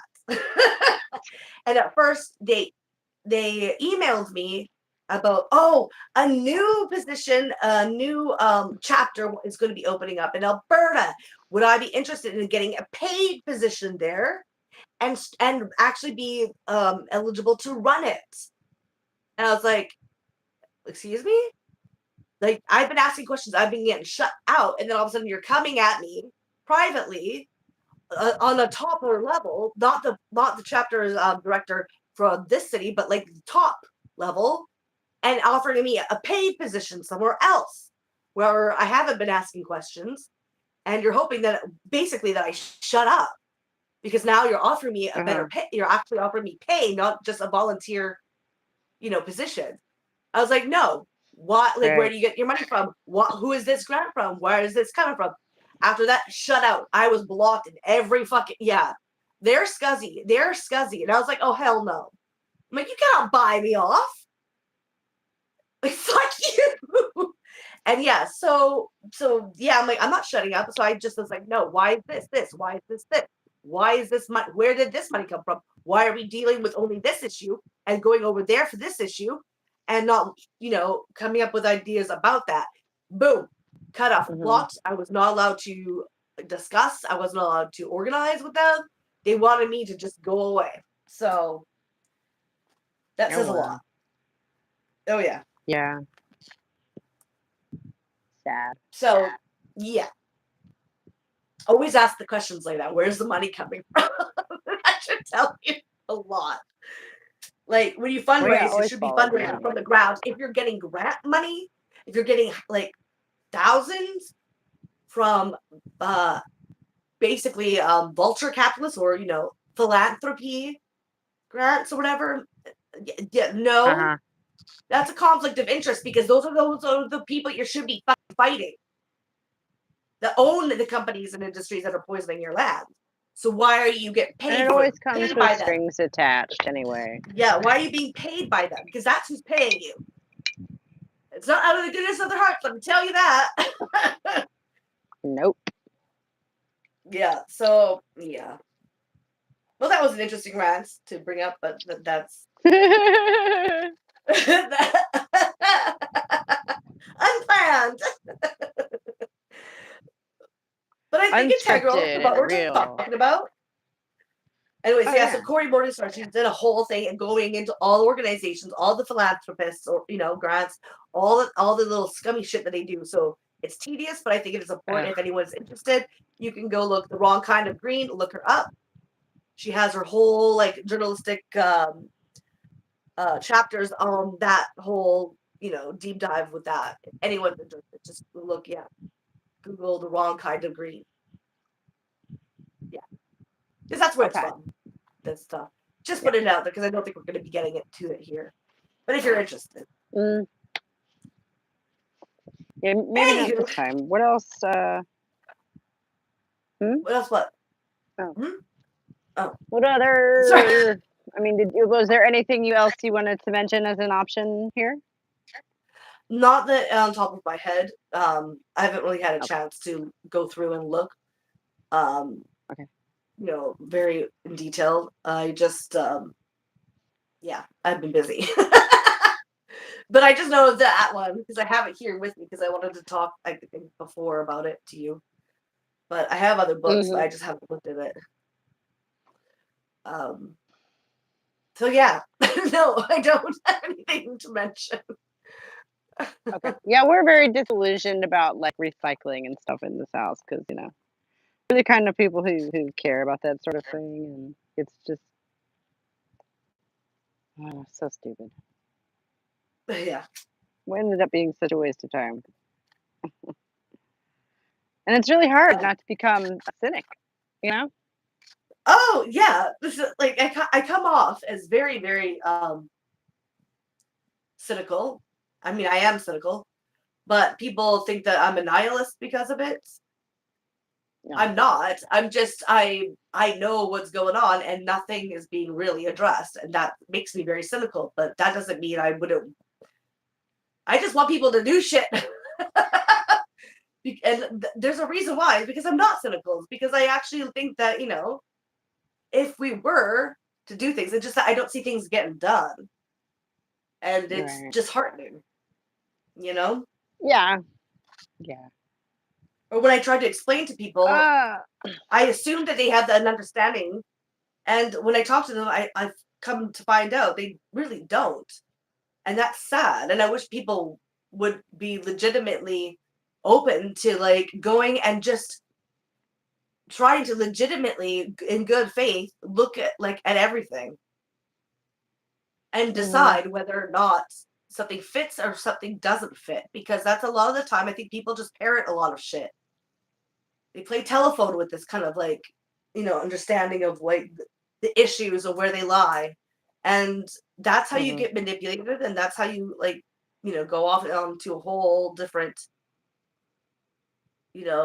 ideas that are really, opposite than what you really want to be focusing on or what you think is right. You know? I yeah. don't know. Yeah. No, it's very easy to get distracted by stuff if you're not. Yeah. If you stand for Yeah. nothing, you'll fall for anything. What's that from? Yeah. Something like that. That's from something. I Like, don't know. simply making, like, say, like I said earlier about that Carnival video.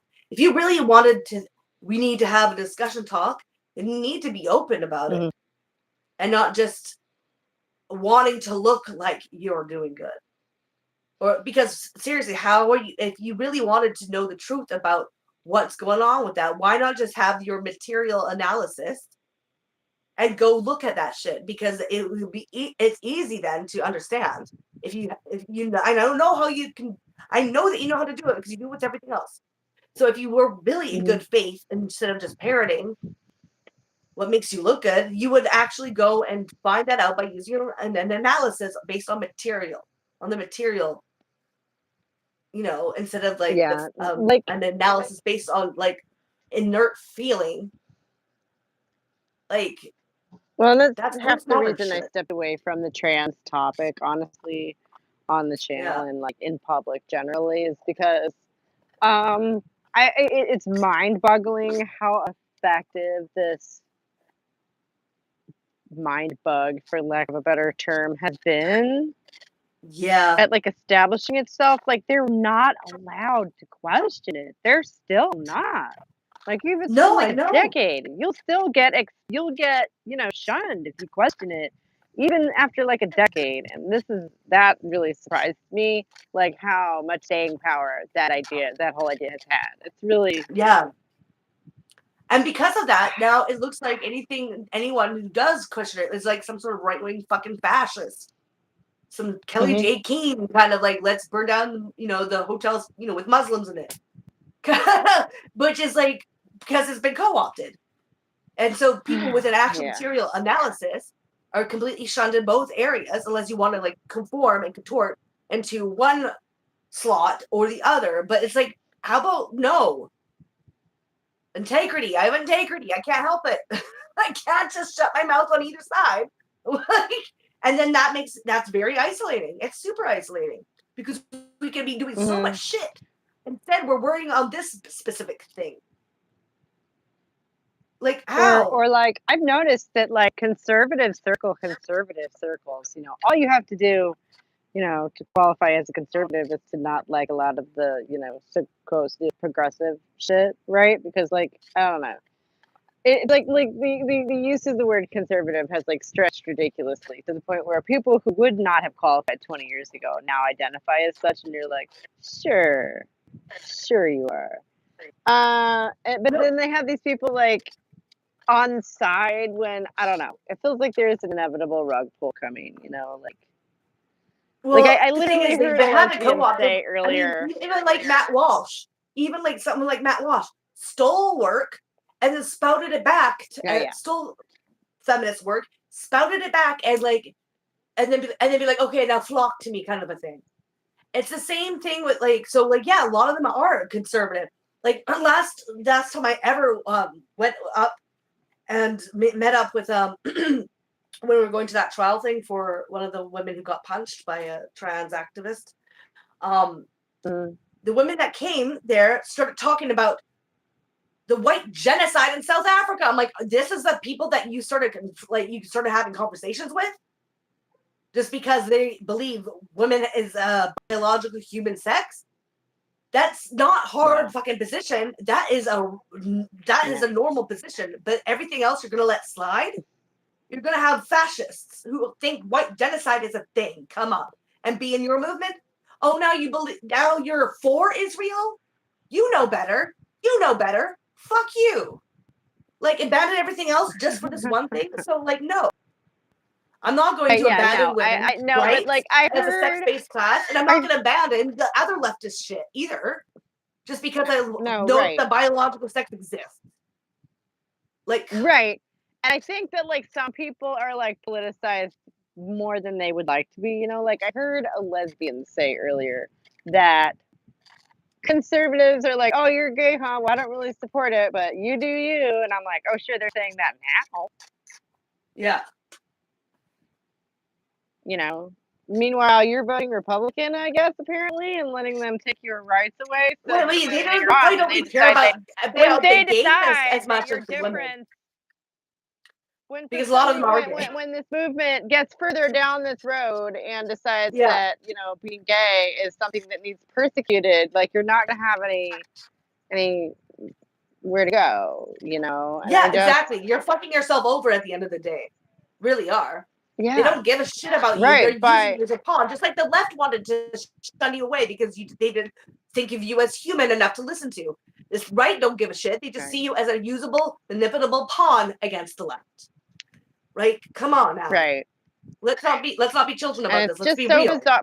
But I guess that's what I'm saying is that so right now people like lesbians feel less persecuted on the right, which is bizarre. And obviously will not stick. You know what I mean? Those people are not going to remain. They will not care. Open-minded. They just want win. Yeah. The people, the people who are the only gay people to get allowed back to to the exist in a fucking conservative world is them and themselves and their gay boys. Look, you're a true conservative is not a conservative. They're regressives, right? Let's just call it what it is. They want to go back to the Middle Ages, right? At least. Well, right. Yeah. Well, they want to conserve. They want the family structure, the patriarchy, all that. But a lot of them do have behind the scenes gay sex. But that's only for them. Elite men. Right. Right. Yeah. They don't give a shit about anyone else. Rome. That's how it was, right? So. Yeah. Exactly. Right. Only elite men are allowed to fuck each other. That's what I'm saying. Like, they do care about. No. They're allowed to have boy toys too. Oh yeah, I forgot the boy toys. Don't be so bigoted. Children. Like the Epstein Island children. Yeah, they're allowed to have their little fucking thing. Right. Yeah. But not for you. You're not allowed to be a lesbian. They're not going to allow that, extend that to you. You're not even allowed to smoke pot. Fuck you. Yeah. Like, you're not even allowed to, like, entertain yourself on the weekend because you should be at work. Well, unless you're a woman, then you should be fucking having babies. And shutting up and making a sandwich. Yeah. Cubicle, kitchen, same deal. Yeah. Well, not really, because one of them doesn't pay you. Well, no, just as far as the capitalists are concerned, you should be behind a counter of some kind. You know. Well, even working for the machine, working in a kitchen without being paid, because the whole point of that, the whole reason for that is for the reproduction of labor, so that men can work extended hours, and you're doing free labor for them, which actually helps accumulate profits for the capitalists. If the men don't have to worry about subsisting themselves, right? That's what I'm saying. So from the capitalist perspective, it's the same thing. Yeah, it is the same thing. Yeah. And they would just tell you, get back to work. You know? Yeah, wherever it is, cubicle, kitchen, back to work. Shut up, back to work. Exactly. And stop having your gay sex. That's for us, Right. not Like you. we're allowed to do whatever the fuck we want because we are Yeah. superior human beings. Yeah. But you don't even get to entertain yourself on the weekend. You don't get a weekend. Go back to work. Yeah. Like that's literally how the world feels right now. Well, soon everything, but that's what's going on. Is soon everything is going to be by renting anyway. So you're not even going to have money. It's all going to be like subsumed into like you need to work for this long to have this resource. So you're not Oh, I even going to love have money that. to exchange it, right? And if you miss a Elon day, Musk you're is getting off all that money land. won't matter.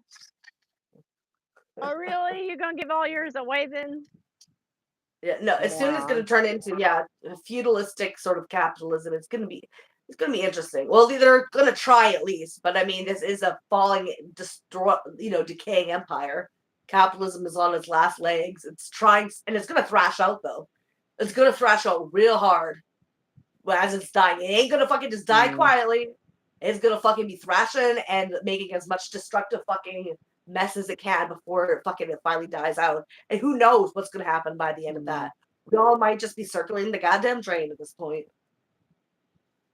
Well, we don't like to talk that way here on this channel, though. So sorry, that's my cynicism. I'm just giving you a warning. doomerism, That's okay? just a warning.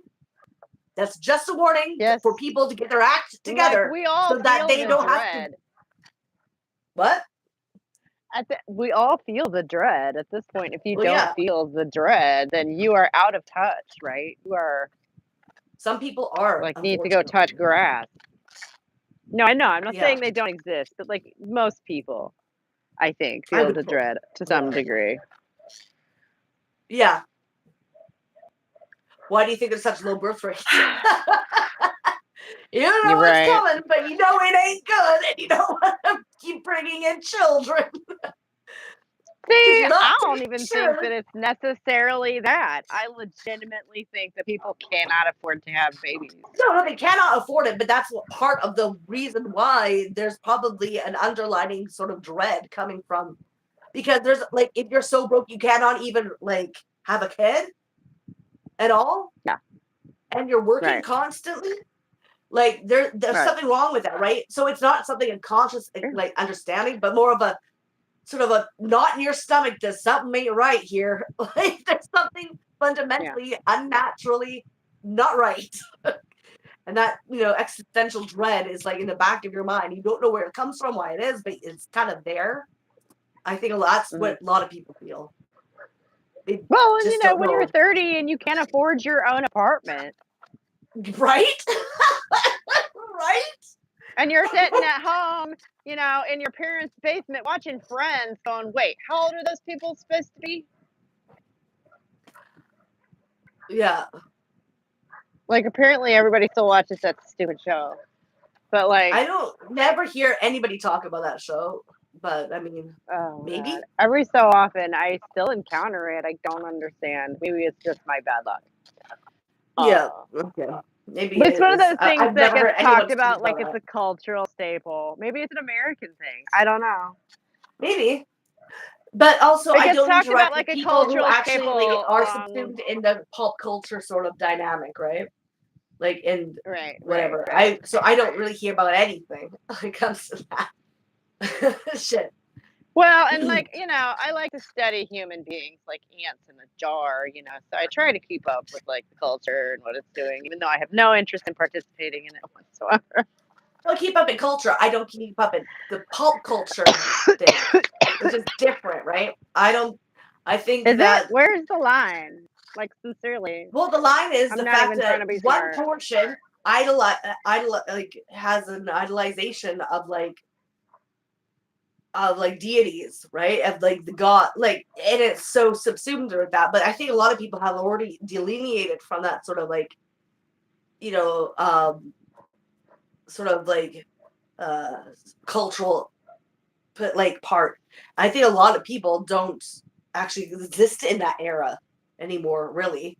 I think a lot of people, there's a lot of influencers and online like bullshit going on, but a lot of that's more about consumption, about like fashion, and the celebrities are just like, nepo babies. So they're not who don't do anything. So the so a lot of that pulp culture shit, when it comes to like entertainment and all that, a lot of people just don't exist. They don't worship celebrities like that anymore. They just don't. Everyone's online worshiping consumerism,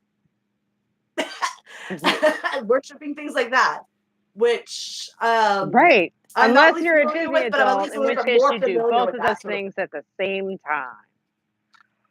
Hmm? Sorry, what was the last part? Anyway, so I think I see a lot more of that than I ever see about fucking celebrities. Like that's a dying breed. That's like the whole entertainment culture right there. Into a more consumption orientated, superficial base that's going on online, and now people we talk feel about fucking those worshiping characters influencer from some of those babies. old shows, like they're people they used to know. You know, it's not like, ooh, who's Jennifer Aniston dating? It's like, I don't know. It's weird. I just hear more about products. People are worshiping products a lot more than anything else, I think. And Nepo baby influencing. And that's more important now. That's more like the real, like, future position of pop culture, really. Actually, if you think about it, there's not really much more of the controlled entertainment aspect of it and celebrity culture worship anymore. Or, well, I guess none of that shit must be aimed at me because I don't have any. They're all talking about how you're going to spend money, and I don't have any money. So how you don't spend money? That conversation is dead in the water. No, but how you don't spend money? No. Like they were trying to get me to buy this or that or the other thing. Oh yeah, no, I don't know any of that shit except for I just see it. Like I see it on my feeds. Yeah. They're talking about that sort of aspect, but it's a lot of TikTok shit. A lot of like that shit, like TikTok shop, I guess you call it. So I know about it. I'm not someone like just recently someone was talking about and really focusing on what was her name? Haley. Was it Haley Bieber? And I guess it's Justin Bieber's wife. I didn't know that. So I'm like, who the fuck is Haley Bieber? Is she like sister to Justin Bieber or something like that? And I was like, commented like, what? How do you not know? I'm like, I don't know. Because I don't know these people. What has she done? Nothing. She doesn't do anything. She's just an influencer, I guess. And did you know? And she's Alec Baldwin's fucking daughter. Like that's another. So it's very much Nepo baby shit. And I guess she's super famous. I mean, I didn't Alec Baldwin's daughter or know anything about her. And like, all she does is like literally. All she does is literally like ads for like consumerism when it comes to like her style or skin wear, and I'm like, this is 24/7 for you guys? Really? Gross. Yeah, how superficial is this? Brainless this is what's taking up your time and your mental energy and your intellectual ability is this shit. God. Like so gross. It's so sad. Like, wow. No, it's horrifying. Wow.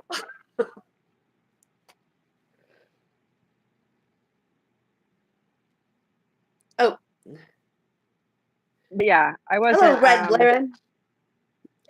Red Blaren has joined the stream. Yep. Lack of protection. Yeah. I think that's about what I said. I have no clue. I haven't heard of any of that. Except it's so funny. Yeah. One of the girls in the WNBA was like, yeah, I think the WNBA should be like for women and stuff. And the WNBA, everybody else in that entire league who wants to comment has bent over backwards to be like, no, trans women are women. Oh.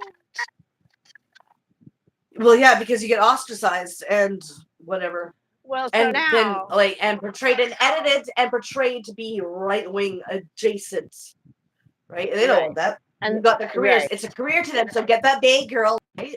That's why. Right. Gross. Right. Or call it grifter or what the fuck ever. Yeah. Or I saw somebody literally calling this woman pathetic for like speaking up. And everyone's turned against her. Yeah, that's super pathetic. That doesn't take any guts at all. Whatever. Yeah. And it's always somebody whose commentary I otherwise enjoy about stuff. And I'm just like, oh my God, this one thing is so fucking stupid. You guys. Yeah. Anyway.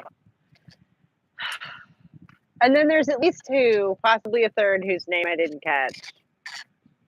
Actual NBA players, like front line guys, who have stood up and said, well, you know what? I'm a woman then, so I'm going out for the women's league next year. And we're just going to have to see how far they push this. And how far the WNBA lets this go on.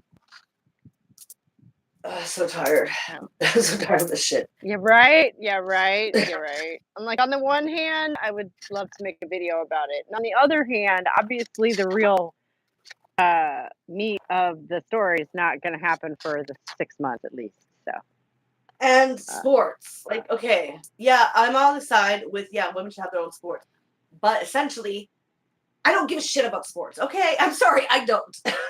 When it comes to other things going on in the world, such as imperialism, like things like that, right. I'm more concerned with the fact that they're trying to funnel everyone who has a material analysis as being part of this right wing. Let's fucking, I don't know, burn up a bunch of Muslims in the fucking, in the hostels or whatever that they come in. Right. And so fucking, sports is actually turning out to Israel be causing a genocide. Like, I fucking hate this right. shit. So I hate it here. No, right. But so that's for whatever reason, I'm not a sports person either. I mean, look at me, obviously. But so for whatever reason, sports is turning out to be like a really live front in this battle. Okay. Like it or not. Supposedly. And, no, I know. And I don't understand this because out of everything, when it comes to sterilizing children and doing this shit to children, out of everything, women's jails, shelters, this is what everyone wants to fucking be focused on. Okay, but you know what? I have a side, but I'm not gonna fucking waste my time much more with that because screw it. I don't give a shit about sports. And there's so much more important things to focus on, and none of y'all doing it. None of y'all. That's a shame. Yeah. And even if we get to a point where women's sports and men's sports are still separated, we're not even trying to push back against this idea that knowing biology is a fucking conservative fucking ideal. Or, that knowing about biology makes you know about, makes you for Israel. Because that's what they're doing. They're co-opting this shit. And I'm sick of it. I'm fucking sick of that. And I'm sick of the left who cannot, for 1 second, have enough integrity to look at women's oppression as materially based. It has to be the only thing that's a postmodern. But I shit. think that the sports, for like I say, love it or not, I think the sports is the chink in the armor. Okay, apparently, and I think it's because a lot of normal people can't look at a picture of a male athlete standing next to a bunch of women and go, "Oh yeah, no, that's normal and makes perfect sense." It really brings the physicality of the whole situation to the forefront. Which is the issue at hand. Is the material fact of the matter, and I think it makes them very. But then once that's one, I think it's going to stop because, like you said, nobody cares about anything else. So what if we win this? What does that do? I don't think it does much. I don't know, but I would like to find out. Let's put it that way. Yeah, no, go ahead, go all for it. Maybe like I said, I'm on the side of women and men separating themselves in the sports area, but I'm not. I'm still disgusted with everyone else. I'm just really disgusted with everyone else and their fucking allegiance to superficial, unimportant bullshit. I'm just really fed up. I'm fed up. So, I don't know. But that's fair, but I can't never give up. Just myself to really be excited about this, right? Because I know that this is unimportant and there's so much important things, so much humanity we're giving away at the same time while we focus on the sport shit. And it's like, I don't know. I'm cynical. I'm a negative Nancy. I'll sit in my negative Nancy space right now, but that's just how I feel. Well, here's one thing actually that I am enjoying, which is that this topic keeps coming back up. Because as much as everybody in that camp wants to toe that line, and they're still not allowed to question it, and they're still not allowed to speak against it. it's still not like settled, you know? As much as they want to pretend that it is, it still isn't. It's not settled, but it's not being represented properly. It's all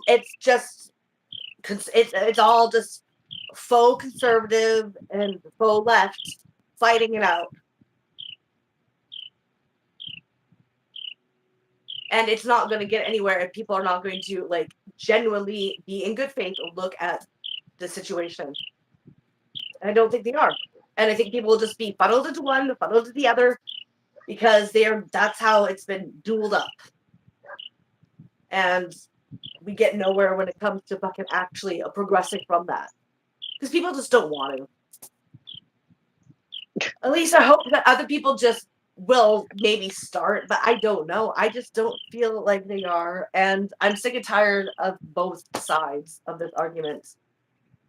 Because they're trying to funnel it into other areas that don't have anything in relation to sex-based issues.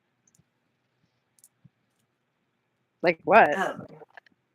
Well, like I said, like being like there's this one show, like if you look at England, let's say, you have a bunch of these gender criticals going up to people like that are having like say a march, whatever. Yeah, queer march, whatever. You still have to let them have free speech, but what they're doing is they're troll farming and they're starting to reenact right-wing fucking like ideas and points and starting to actually consume themselves with like and being aligned with these really right fascist wing people going around trying to beat up fucking like gays, beat up fucking like a bunch of people at these marches. Like this is not cool. And then you'd be like, and then trying to make themselves to be the sensible ones and stuff like that, and making blatant claims that knowing biology obviously means that they're all right and everyone else is leftist or wrong, which means like, you know, they're so wrong in, you know, being so in love with, you know, Islam and like how dangerous it really is, and then really subsuming all anything about sex-based analysis as being a right-wing idea, which is just gross. No, you're not like welcoming. You're not rational. You're not the rational position. That has nothing to do with anything, but you're trying to make it sound like it. And people believe in it, and I'm watching people being consumed in that and starting to act very fascistic in that movement.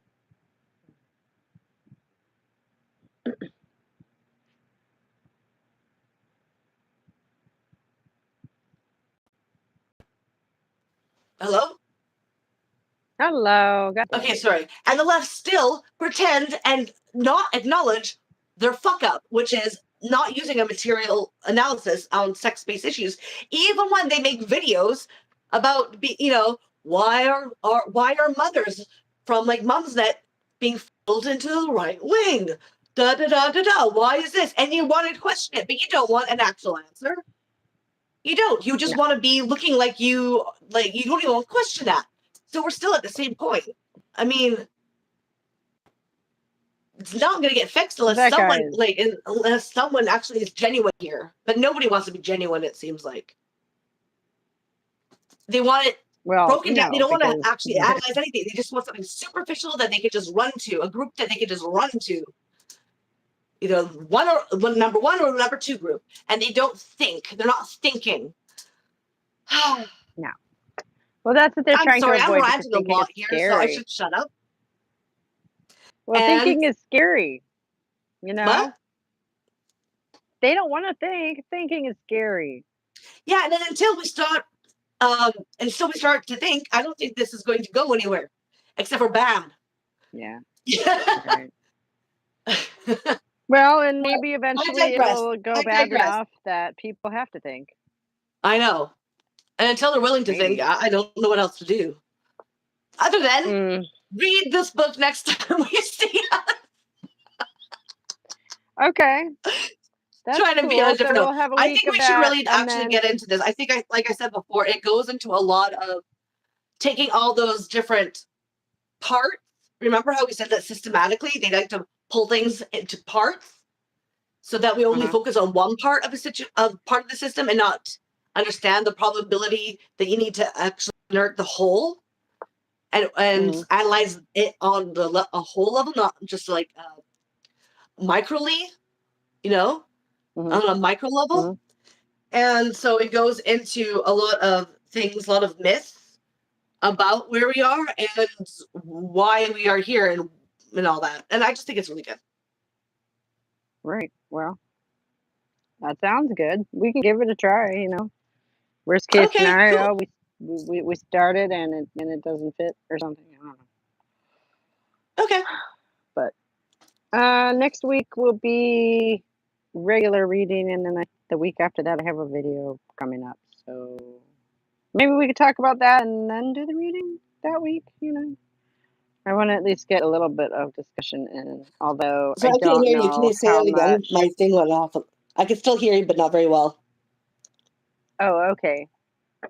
I just don't know how much interest you have in this month's topic, which is going to be difficult to explain if you can't hear me. So Okay, well, hold on. I'll come right back. that's Okay. okay. Last time I do this, I'll go and come Okay. right back.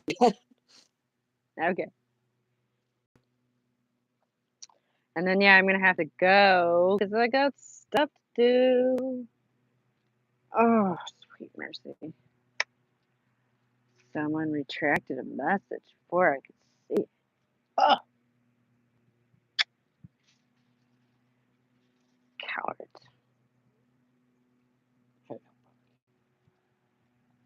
All right.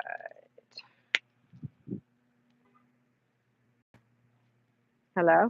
Hello? Hello. Hello? Hello? I can hear you now Okay. again. I love it. Gotta love Oh, it. great. Great, great, great. I was just saying that next week we have a regular reading, and then the week after that, I have a video up. I don't know how interested you're going to be in discussing the topic, though, because it's about ritual magic, so I figure you're not interested in that. Ritual magic. Yeah, and that's fine. And What like is that? about how it is, lighting candles and doing chants and stuff. And about Oh, how like ritual the magic? theory behind it, yeah, Oh, I thought you said original. I was like, what's original? no, no, that old time religion, you know. Yeah, yeah, Anyway, ritual. um, Ritual. Okay. yeah. So I don't know how much interest you have in that topic, but basically, like the conceptual framework behind it is so completely rotted out from the inside. It's ridiculous. Well, I'll still watch it. Like, oh no, yeah, okay, cool. I just don't know how much like you're gonna have to like want to discuss it afterwards. I appreciate you watching it though, and you can ask me whatever you want. It's just Yeah. but they all these people they put on these fancy robes and do all this spooky shit, and nobody believes any of the stuff that is behind how any of that is supposed to work anymore. Okay. Because it relies on like believing that the gods are like actually up there in the planet, Yeah. which is something human beings haven't fervently believed in several hundred years. So basically, Uh, it's the aesthetic that they like, yeah, the yeah. vibes. It is all it's been hollowed out by scientific discovery essentially, and nobody has ever bothered to like. People still live their lives by astrology. Like what the? Oh my gosh. Uh, because originally those planets affected your life because they were fucking gods, right? Yeah. And no one believes that anymore, right? They're just rocks or balls of gas, you know? I mean, some people might. Um, I don't know. maybe some people do. Some people believe that you can't get through the sky because it's a dome. Well, yeah. See, that's Who what I mean. knows? Like, there's some people that believe some crazy shit. Well, even just being in, Right, like, yeah. The say, any mainstream crystal belief. community and people actually believing all these energies and whatnots from Right. that. Like, Wait until very, you tell yeah. them that energy is not actually a thing that exists. You'll blow their minds.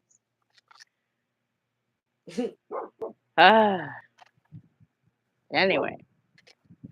Yeah, I'll watch it. I mean, Yeah. I So don't know that's if I have much to say on it, like you might, but I'll still watch it and give my opinions. Just there might not be very much of it. sweet. I don't know. Right, yeah. Like, That's cool.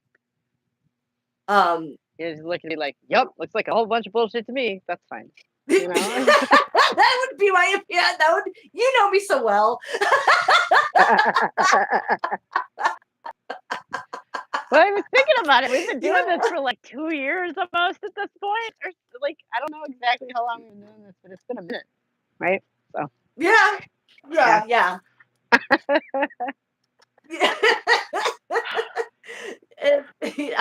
I'm easy to read. Like, this is what you're gonna Hey, say. you are, what you see is what you get. I respect that.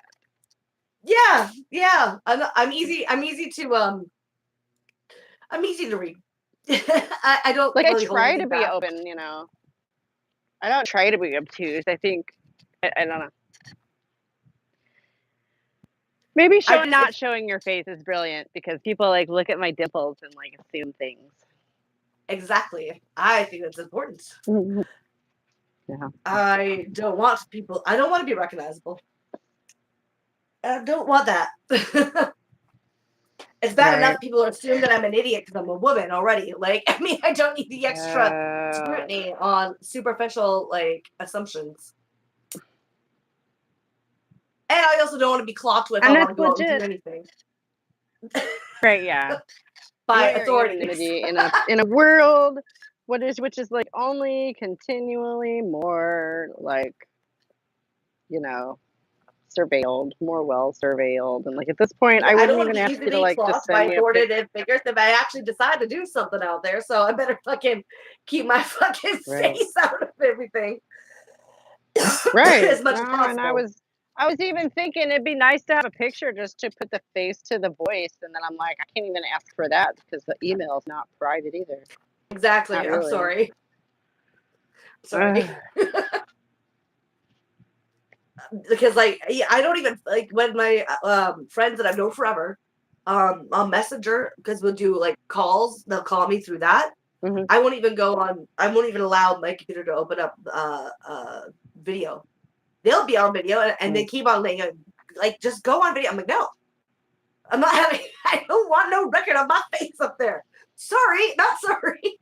They can play it too, so everyone hates it. But yeah, you'll not find a picture of me online. Because I was back Which before is an social media amazing was a thing, feat. and I thought it was weird from the get-go. I thought it was fucking weird from the get-go. Everyone's so complacent and just putting themselves out there online. Oh yeah, that is the world. Like I saw that, I'm like, that's strange. Yeah. But I digress. I'm sorry.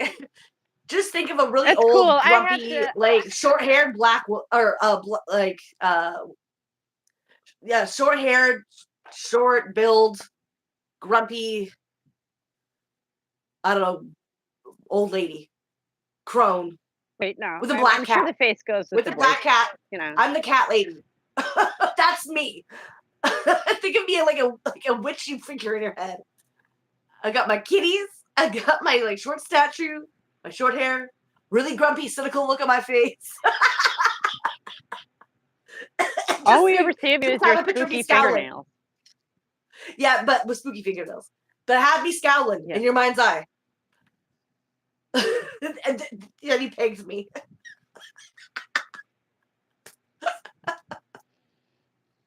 Or go back to Sylvia Federici's book where you have all those fucking those devil worshippers. The cat people. And just pick one of those. I didn't even like, that's her. The cat people. Remember the cat people? One of them. Yeah. That's me. That's what I look like. Yeah. I just said the cat people. Absolutely. Yeah, the cat people. That's me. You don't need to see that. I don't want to scare people. Oh my God. That's what I look like. We exist. And that's why you have to stay off camera, because you don't want to scare everybody. No, totally. That's right. That's right. That's awfully kind of you, really. I don't want the ableism. Think how famous that. you I don't be, need that. The ableism from your judgments of my condition. So it's to protect myself. Yeah. Yes, of course. Yeah. That's sense. Funny. I am gonna have to let you go though, because that's okay. I usually am the one having to leave early, so I don't mind. Besides, probably better for my throat and my lymph node. Yeah. Well, take care of yourself, and we'll start Yeah. our new book next week. All right. Yeah, and we'll start, I guess, on the shock of the Anthropocene next week. Then, at least the epilogue. Yeah. Yeah. The prologue. Yeah. Yeah. Okay. Cool. All right. I'll talk to you and then. All right. Yeah. Awesome. Bye. All right. Cool. Have a good week. See you next time, Internet.